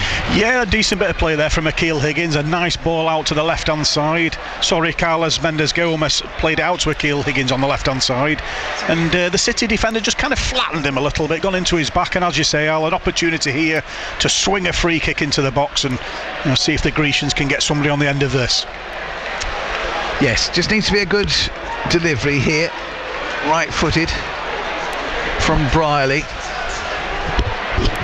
Almost in the style of Johnny Wilkinson, coming from behind to curl this one in. It is into a dangerous area, and it's onto the head of Fitzwater, who didn't react to it, just hit him on the head really and glanced wide. It was a superb cross into the box, delivered absolutely spot on there, but unfortunately Jack Fitzwater just couldn't guide his chance onto the City goal. And yeah, I think he was put on. Turns jumped in front of him, and I think he thought Turns would win his header, and as a result he was just running in up behind it, hit him on the head. He didn't try and guide it or anything. Maybe just didn't have time to react after he realised that Turns wasn't going to win his header in front of him. But it was a decent chance there for Jack Fitzwater. Had a good one in the first 5 minutes, made more of it in fairness to him, and forced a good save from James Trafford, but Trafford hasn't really been troubled since then. Niskanen's put one wide of his post, and otherwise it's all been fairly quiet for Trafford, who started the first 3 Premier League games of the season for Manchester City. Then they signed Gianluigi Donnarumma, the Italian international goalkeeper from PSG, and he's not really had much of a look in since. Ball out to the right hand side. Manchester City going forward again. Neat build-up play by them as well. Reinders helps it on. Here's Doku into the penalty area. Doku faced by 2. Reinders goes for the curler. 7-0. Brilliant finish there from Reinders. Just curled it round Joe Whitworth. And Manchester City have a 7th. Alan. Yeah, I think I use the metaphor of almost like a sort of a bullfight in a way, and this is how it's kind of played out. Use the word damage limitation after 3-0. Just sort of teasing Exeter like cat and mouse around the box, keeping the ball, and then it came to the edge of the area, and it was a beautiful finish, to be fair. He just kind of shaped it, put it past the despairing left hand of Joe Whitworth. No real chance of saving that. It was a great finish. It was a great finish from Tijani Reinders. Well, just double checking the heaviest Exeter City defeats, by the way. 9-0 at Notts County back in 1948, and the same scoreline at Northampton 10 years later. And we've got 18 minutes left to play for them to avoid a similar scoreline here against Manchester City. Grecians coming forward down the left-hand side.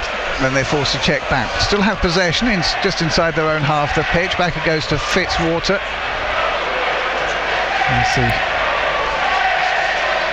Manchester City fans make a little bit of noise, which is unusual, just in response to the cacophony coming away to our right-hand side. The Exeter City fans just deciding to sing as the shot fired in from a long way out from Mendes Gomez, but always rising over the top of the crossbar, and behind it goes for a goal kick. But I suppose at this stage of the game it's worth a try. Of course it is, Al. Carlos Mendes Gomez's eyes lit up there, 25 yards out. He thought he'd have a pop. Unfortunately didn't quite get his technique right. Flew high, wide and handsome over the City goal for a goal kick. But yeah, I don't know, what can you do? I just got to keep going, haven't you, and just sort of keep playing, and and just I think all the kind of the balls and the intensity that's come pre-game, it kind of starts shifting now to sort of, well, at least Exeter have made a few quid out of the tie, and that's important to keep them alive, to keep them ticking over. So that's how we can kind of spin it now. I think to get a few quid out of an FA Cup tie is incredible, and hopefully some of the money that's raised from this will help the club go a little bit further forwards. I think the odds on an Exeter City win, 1-0 win, were about the same as the odds for Manchester City 8-0 win. I suppose that just shows the size of the task facing Exeter City at 3 o'clock. And yeah, that's true. Well, I think Man City 1-66 or something before the game started, and Exeter, I think 66-1 again, sort of something like that. I'm sure it would have been a bit long because you've got to allow the bookies a bit of profit there. I'm sure a few Grecians will have stuck little fivers on here and there, but yeah, I think after the sort of the first 20 minutes or so, first half hour, as soon as City went 3-0 up, I think that those betting slips will be getting torn up all out this right-hand side, looking for the run of Mari Niskanen, who's kept going down this right-hand side. Gives it back to Mendes Gomez. Gets his head up, back to Niskanen again. And then the ball just nicking off a City defender, Manchester City defender, out of play for an extra throw, quickly taken by Turns. Gives it to Doyle Hayes. Doyle Hayes, a little tug on the edge of the area. And the referee has pulled this back for the original tug. It was Stravenshire signalling from the official. It looked like he'd given it against Exeter, but clearly it had to be clearly it had to be a free kick for them, and that's precisely what it is. And again, this dead ball situation, the last delivery from Briley on the opposite side was very good, wasn't it? And if Fitzwater read it a little bit better than Exeter could have been on the score sheet, and perhaps they will have a chance now. Briley, they win the first header, still bouncing around inside the 6-yard box, and then it's whacked away unceremoniously. Anywhere will do by Rico Lewis. And now there's a Manchester City player down with a head injury inside the penalty area, which is getting some boost from the Exeter City fans. It's the end where those 7,800 or so Exeter City fans are. As I say, there's one or two blue seats there. I don't think that's fans leaving early. I suspect that one or two haven't actually managed to beat the weather and the very difficult travel conditions. Yeah, it's been a bit of a cold snap, hasn't it, in different parts of the country. Well, as I understand it, there weren't any direct trains from the southwest. I know of one fan who was looking at the possibility of rerouting via London to get up here. Yes. As soon as the cold snap hits, there's all sorts of problems on the transport systems, trains getting cancelled, and you know, it's but again, majority have found their way here. That's the main thing. Well, just dealing with the Manchester City player. Let's run through those latest scores then in the FA Cup for you. Fulham have come from behind. They now lead by 2-1 against Middlesbrough, going very well in the Championship, of course, this season. Boreham Wood 0, Burton Albion 3, Burnley 4, Millwall 0, Doncaster Rovers 2, Southampton 3, Ipswich 1, Blackpool 0, Newcastle United 1, AFC Bournemouth 2, Sheffield Wednesday 0, Brentford 2, still goalless. Stoke against Coventry City. Remember, they do go to extra time and penalties if they remain goalless or finish level. At the moment, I think that's the only one of these games that's heading that way. Remember, we had 2 penalty shootouts last night. Wrexham beating Nottingham Forest in one of them, and another today, Everton going out against Sunderland. Sunderland goalkeeper saved 3 of the Everton penalties. Sunderland won 3-0 on pens. And a big story today, Macclesfield 2, Crystal Palace 1. Well, it's Kushanov is the player who's picked up this injury, and remember, Manchester City have made all 5 of their changes. I suppose they could perhaps argue that it's a concussion injury and therefore they should be allowed another change, but I think he's going to be okay. He certainly doesn't appear to be concussed. Just flexing his jaw a little bit, and somewhere up by his right temple. Well, that's where he was holding. The cold press has actually gone up on his left temple, so anyway, I'm sure the medical team know what they're doing. And at the moment, Manchester City are down to 10 men. They do have possession though. Silva gives the ball out to the right-hand side, then gets it back from Lewis. Silva almost the replacement for Kushanov, who's not being allowed back onto the pitch. I think he's ready to come on. Mafuni gives it out to the right-hand side. He is back on now. And Manchester City go quickly down the Exeter City left-hand side, and they force a corner. 12 minutes left to play.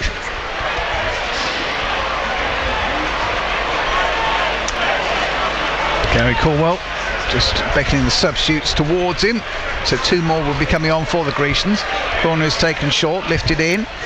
They win the first header, and it's in off the post, and it's 8-0.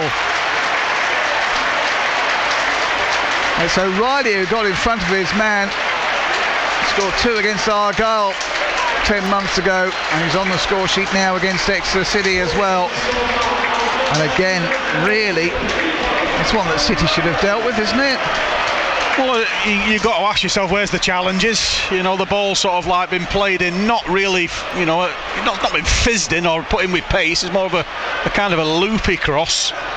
And yes, that's disappointing. To score from the penalty spot with a header, you know, dearie me. In fairness to him, it's a very good header because it was almost behind him, wasn't he? He had to take at least a step back and loop his head in front of the Amari Niskanen, who's not the biggest, get it round him, and in off the post it goes. And Exeter City could be staring down the barrel of some unwanted history. Just a reminder, their heaviest ever defeats 9-0 in 48 and 58. And they're 8-0 down here against a rampant Manchester City with 10 minutes left to play. Niskanen down this right-hand side. Gives it to Doyle Hayes. He goes forward, then gives it to Mendes Gomez, but it gets stuck under the Bolton Loney's feet, and out of play it goes, and it's going to be a throw-in down this left-hand side here for O'Reilly. Just there, I'll just fair play to Gary Colwell, really. He's still as animated now in the first minute. You know, yes. then he, you know, I think that is great credit. Like, he could have sort of gone sat back down on the bench or something, but Manchester City are breaking forward here. Doku's brought down. It's the first yellow card of the afternoon. It goes against Luca Woodhouse. Yeah, ridiculous. Does he have to roll as much as that, though, dear me? He's done about 20 rolls there. Well, it was a crunching in fairness, it was a crunching challenge. Woodhouse knew what he was doing. 2, 3, 4. I know what you're saying, but it's one of them, and it's like a sort of a cobra and a mongoose coming together, and he's nipped it past him. And you know, Luca Woodhouse has committed himself, but I don't think there's no need to roll as much as that. George Birch is coming on, and Ethan Briley is making way, and Ed Francis will get a brief run out against his former side. Never played for the first team, Ed Francis, but was on Manchester City's books as a youngster. And the other player to come off is the youngster Liam Oakes. I think quite a tough afternoon for Liam Oakes, just you know, up against a really, really talented young player in Ryan Mackay. He's dangerous, Alan. He's really stood out, and he's done well, Liam Oakes. He's battled his way, and again, learning curve for him. This is what you've got to aspire to. These are the standards you've got to try and get to if you want to progress your career. Well, I suppose in a way it shows what an achievement it was for fifth tier Exeter City 21 years ago to come to Old Trafford and get that goalless draw. Yeah. This one is not going to end quite so prettily from a Exeter City point of view. Manchester City come forward again down the Exeter left-hand side. Still they have it as well. You know, putting in 1 or 2 of the party tricks. Cleared away from the left-back position though by the Grecians. And Mafuni will run back into his own half of the pitch to pick up possession once more for Manchester City, who are absolutely rampant here. Manchester City 8, Exeter City 0. Nothing stop the Grecians fans singing. They've been belting them out for the last 10-15 minutes. They know the game is gone, so they might just as well enjoy themselves, and they're doing precisely that. More Exeter City fans inside the Etihad than we normally have at St James Park. Offside flag, first of the afternoon I think for Manchester City. It's Jeremy Doku who was caught there.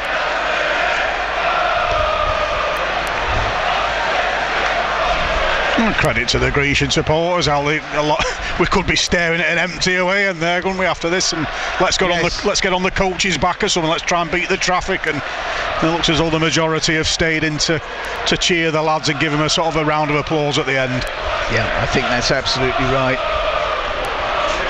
And be under no doubt, those of you listening back in Devon, all the noise inside the ground is indeed coming from the Grecians fans away to our right-hand side. 7,000 or so, I would suggest, actually inside the Etihad, although they did sell 7,800 tickets. All down this right-hand side, but weather conditions, travel conditions have made life very difficult for them. Grecians clear their lines, up towards the halfway it goes. And that's a good ball here for Mendes Gomez, who has looked bright since coming onto the pitch, linking up well with Higgins. Higgins helps it on one down that left-hand side. It's Birch, the youngster, who's come on. And Birch now cutting inside. Only gives it away to Reinders. Lovely skill here from Reinders, who's going straight down the heart of the Exeter City defence before giving it out to the right-hand side. Action stations at the back once more for the Grecians. Shot fired in from the edge of the area, and that's one of the very few that's been straight at Joe Whitworth from Makaidu. Ball bowled out for Turns, gives it back to Fitzwater, and then away it goes from Joe Whitworth. Fooney's up, but McGuinness makes life very difficult for him, forces the mistake.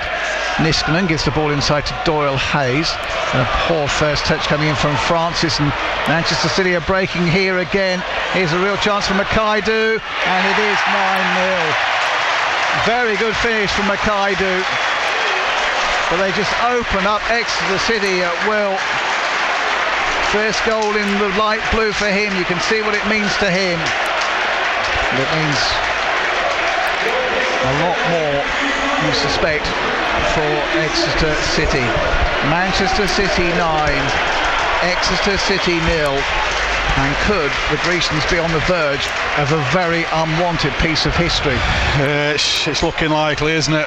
Unfortunately, again, just poor play. Exeter just giving the ball away cheaply, and that's it. Al. When you give gifts and opportunities to top sides, you're going to get punished 99 times out of 100, which has happened this afternoon. Poor play, poor passing, making mistakes.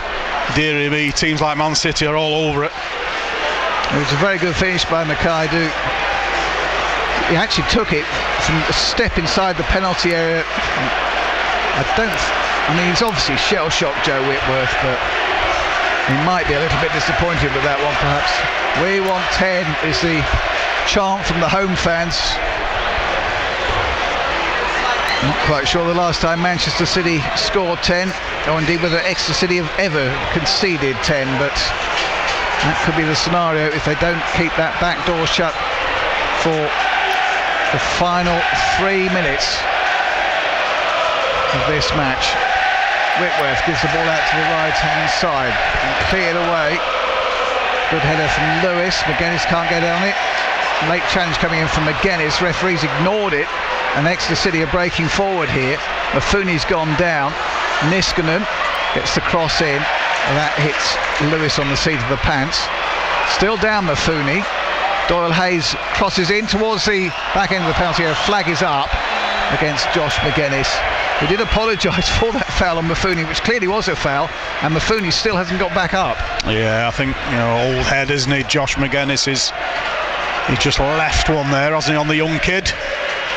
Experienced campaigner Josh McGuinness. Welcome to professional football to the young lads. Well, over 80 appearances, of course, for Northern Ireland for Josh McGuinness. Surprised the referee didn't see that as a foul, but Manchester City will move forward again down the right-hand side. Here's Makaidu, who got number 9 for them. Silver involved as well for Manchester City. And then they go back towards the halfway line. Here's Mafouni. Gives it short to Kushanov. And then out towards that right-hand side.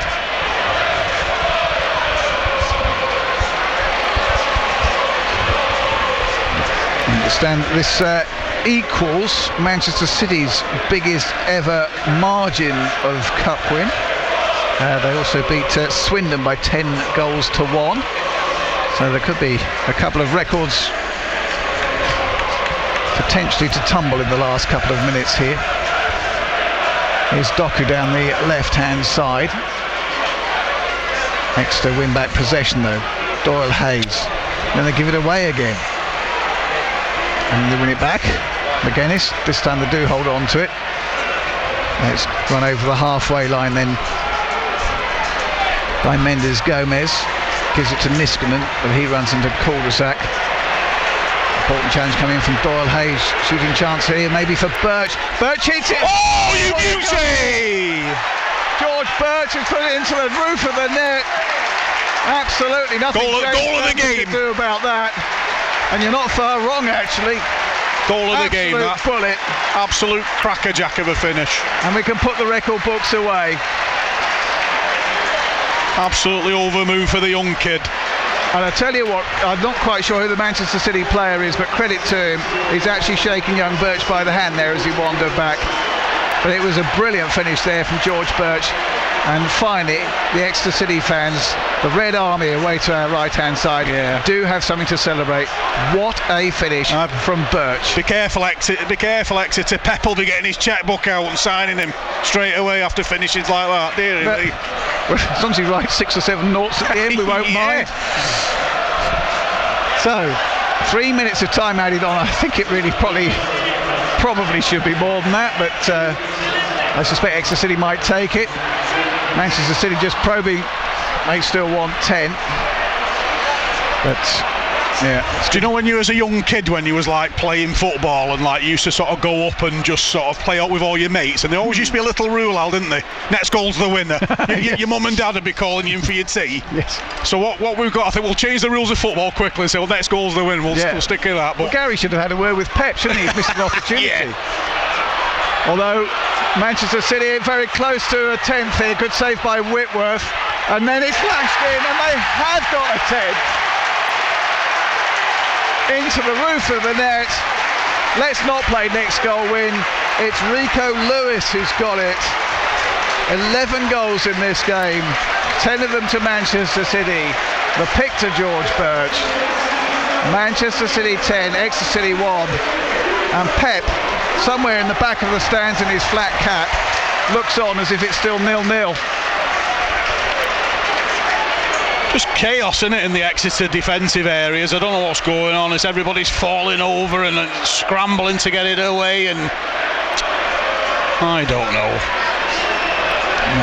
Whitworth was unlucky there because he did really well to deny Doku originally, and then it was lashed past him. Some of the finishing has been absolutely top-notch, in fairness to Manchester City. I think it's one of them situations where everything City's hit seems to have gone in hell, doesn't it? Like chances from different angles. Obviously, we gifted them a couple of own goals, but everything they've headed or shot on target. Well, Manchester City come forward again here. Ball out to the left-hand side, and Doku looks to sprint past Niskanen. Doesn't manage to do it. Burton have gone 5-0 up at Boreham Wood, 5-1 Burnley lead at home to Millwall. Bringing all those full-time results after the match, but the FA Cup, as far as Devon is concerned, is a done deal. Torquay out in September, Argyle out first week in November, and Exeter City following them out this afternoon. Free kick here for Manchester City, and this will probably do us, which might just be a relief. Foul from Ed Francis. Manchester City, of course, don't swing it into the penalty area, they take it short. Ball's barely moved from the position where the free kick was given. Well, the man of the match award was always going to be interesting. It's gone to Antoine Semenyo, and I think that's as much the fact he's their new signing. We've got 5 seconds left to play. Here's O'Reilly. Helps it on to Doku. Trying to play the ball through, and they can't manage to link up on this occasion.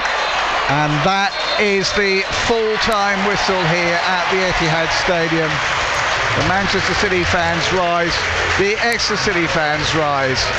It's been a great afternoon's football, but it's definitely not the result that Exeter City were looking for. Manchester City 10, Exeter City 1. Alan. Well, it's been a what can we say? It's been, you know, you're playing against one of the great teams, aren't you? And it's been a very sobering experience. Can we use the word humiliation? I'm not sure. Humiliation is probably up there, isn't it, in the vocabulary that we could explain what's going on, but I don't know. It's just men v boys. It must be heartbreaking when you just know that a group of 11 players in front of you are so much better than you are, and you're chasing shadows and you're doing your best, but you know, it's been an experience for the good reasons, build-up wise, and the sort of the fans coming down, but for the result wise, yeah, it's been a bit of a, you know, that's an absolute hammering, really, hasn't it? Well, pretty much everything that could go wrong did go wrong, didn't it? There's a couple of own goals in there.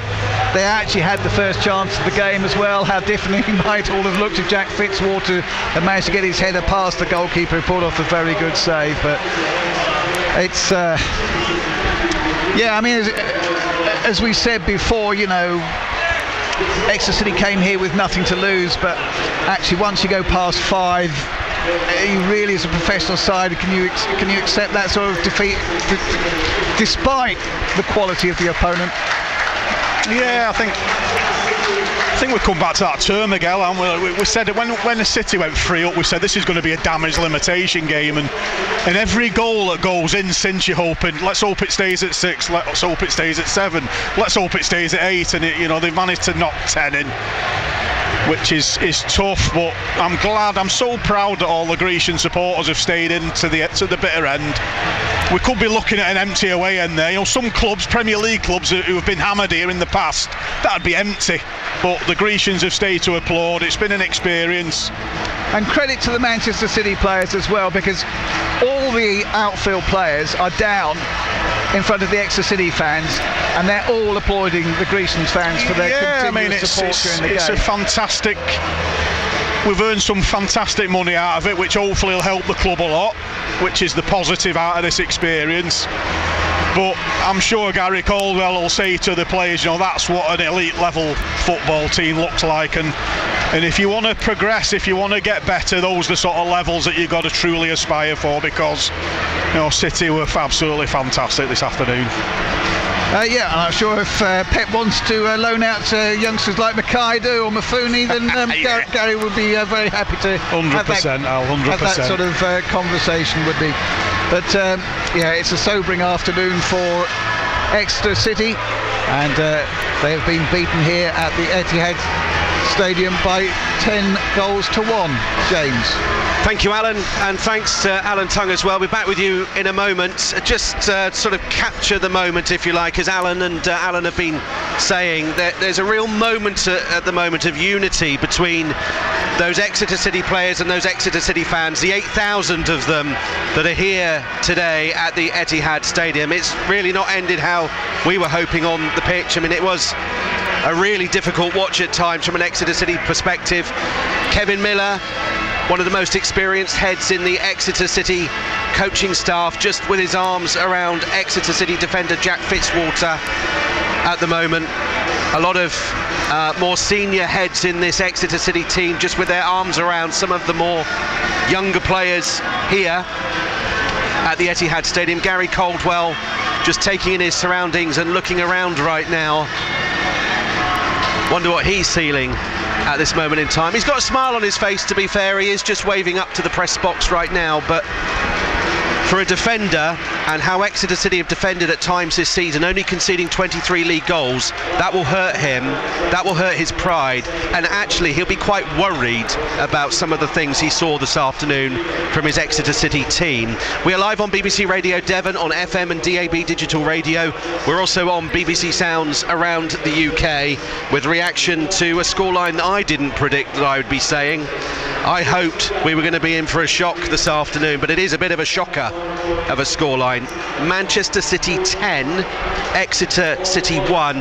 Let's just see if we can get a bit of a feeling of the vibe nearer the pitch now. Jed Pemberthy, can you hear me? Yes, I can, James. I can't get down to the bottom. It's absolutely stacked with Manchester City fans who are still wanting to get themselves down. But you can look at some of the body language from the Exeter City players who are walking off. There's Jake Dorhayes, who obviously captained the side today, scoring an own goal. I think that was number 4, or was that number 5? We can't really remember, but you have to feel for those City players out there. Joe Whitworth is the last remaining straggler. He's had a very difficult afternoon. He waves to his family members, he waves around, he knows that it's been a difficult afternoon. It'll probably be the most difficult afternoon as a goalkeeper in his career, but I'm still looking up to the Exeter City fans who are just starting to make their way out. It's very interesting. You walk down to the bottom, you'd expect it to be scarce, you'd expect most of the City fans to have gone home already, but they're still there applauding their players, even if they're going off. And a credit to the 7,800 City fans who made the journey today after difficult weather, knowing it was going to be a difficult game. There was always that hope, wasn't there? And especially in the first 2 minutes when Jack Fitzwater had the first opportunity of the game, you just thought, oh, City could be in here. But ultimately it goes the other way of the Premier League giants. And let's be honest, James, it was always going to be a difficult game. I think 10-1 could be a bit embarrassing if you're reading that on the BBC Sport website. And I think Gary Caldwell might have to shape up and say, well, we knew it was bad today, but we didn't think it was going to be 10-1 bad. No, and I think in all the build-up to this, I mean, you know, I'm just a football pundit and a sport presenter. I've been saying I don't think it's going to be 7 or 8-0. I think Exeter are good defensively. I mean, what the heck do I know? But blimey, at times that was a bit difficult if you're of the red and white persuasion. But listen, credit to those Exeter City fans who were singing all the way through this afternoon here at the Etihad Stadium. If you are just tuning in, this is BBC Radio Devon. We are live from Manchester. Manchester City 10, Exeter City 1. But do you know what, Alan Tongue? I'm going to say, for me, I'm really clutching at straws now, George Birch, pick of the goals for me, has to be said. 100%. What a goal, what a moment for the young lad. Got a little bit of space in, he opened up for him, and a beautiful goal. Struck it into the top corner, and as you say, Jay, arguably the goal of the game. Does it rival Rodrigo's? Probably at that stage, because you know City have been beaten up, haven't they? Exeter have been absolutely beaten up, and then to produce that little bit of character and, you know, to get a goal, I think it, you know, at least it gives something for the Exeter fans to cheer about. But yeah, so sobering afternoon, Jay. It's like you come to the top side, and like you say, you're hoping for a tiny little bit of something that Exeter could do, because they've been in reasonable form, but I think just totally blown away this afternoon, haven't they? And it's like it's a bit of PTSD for the Bolton game, really. It gets to 5, 6, 7. You're thinking, is it, you know, how long have we got? 5? Oh no, 5. And it's that number 8 goes in. And you think, oh no. And for 10 goals to go in, dear, it doesn't happen a lot in pro football, that, does it? No, it doesn't. I mean, as a player, how do you mentally pick yourself up for the next game? Because the next big game is Stevenage at home on Saturday. Yeah, well, I think humiliation's just round the corner for everybody, Jay, in life, but so's the capacity for hope as well. And I think coming away from this, we've got a few quid out of it. We drop back to the level next Saturday, League One against Stevenage at home. So that's all you can do, is you can take what you can out of the experience. There's not a lot to take, is there, I suppose, from 10-1 drubbing, but you know, you're back on it.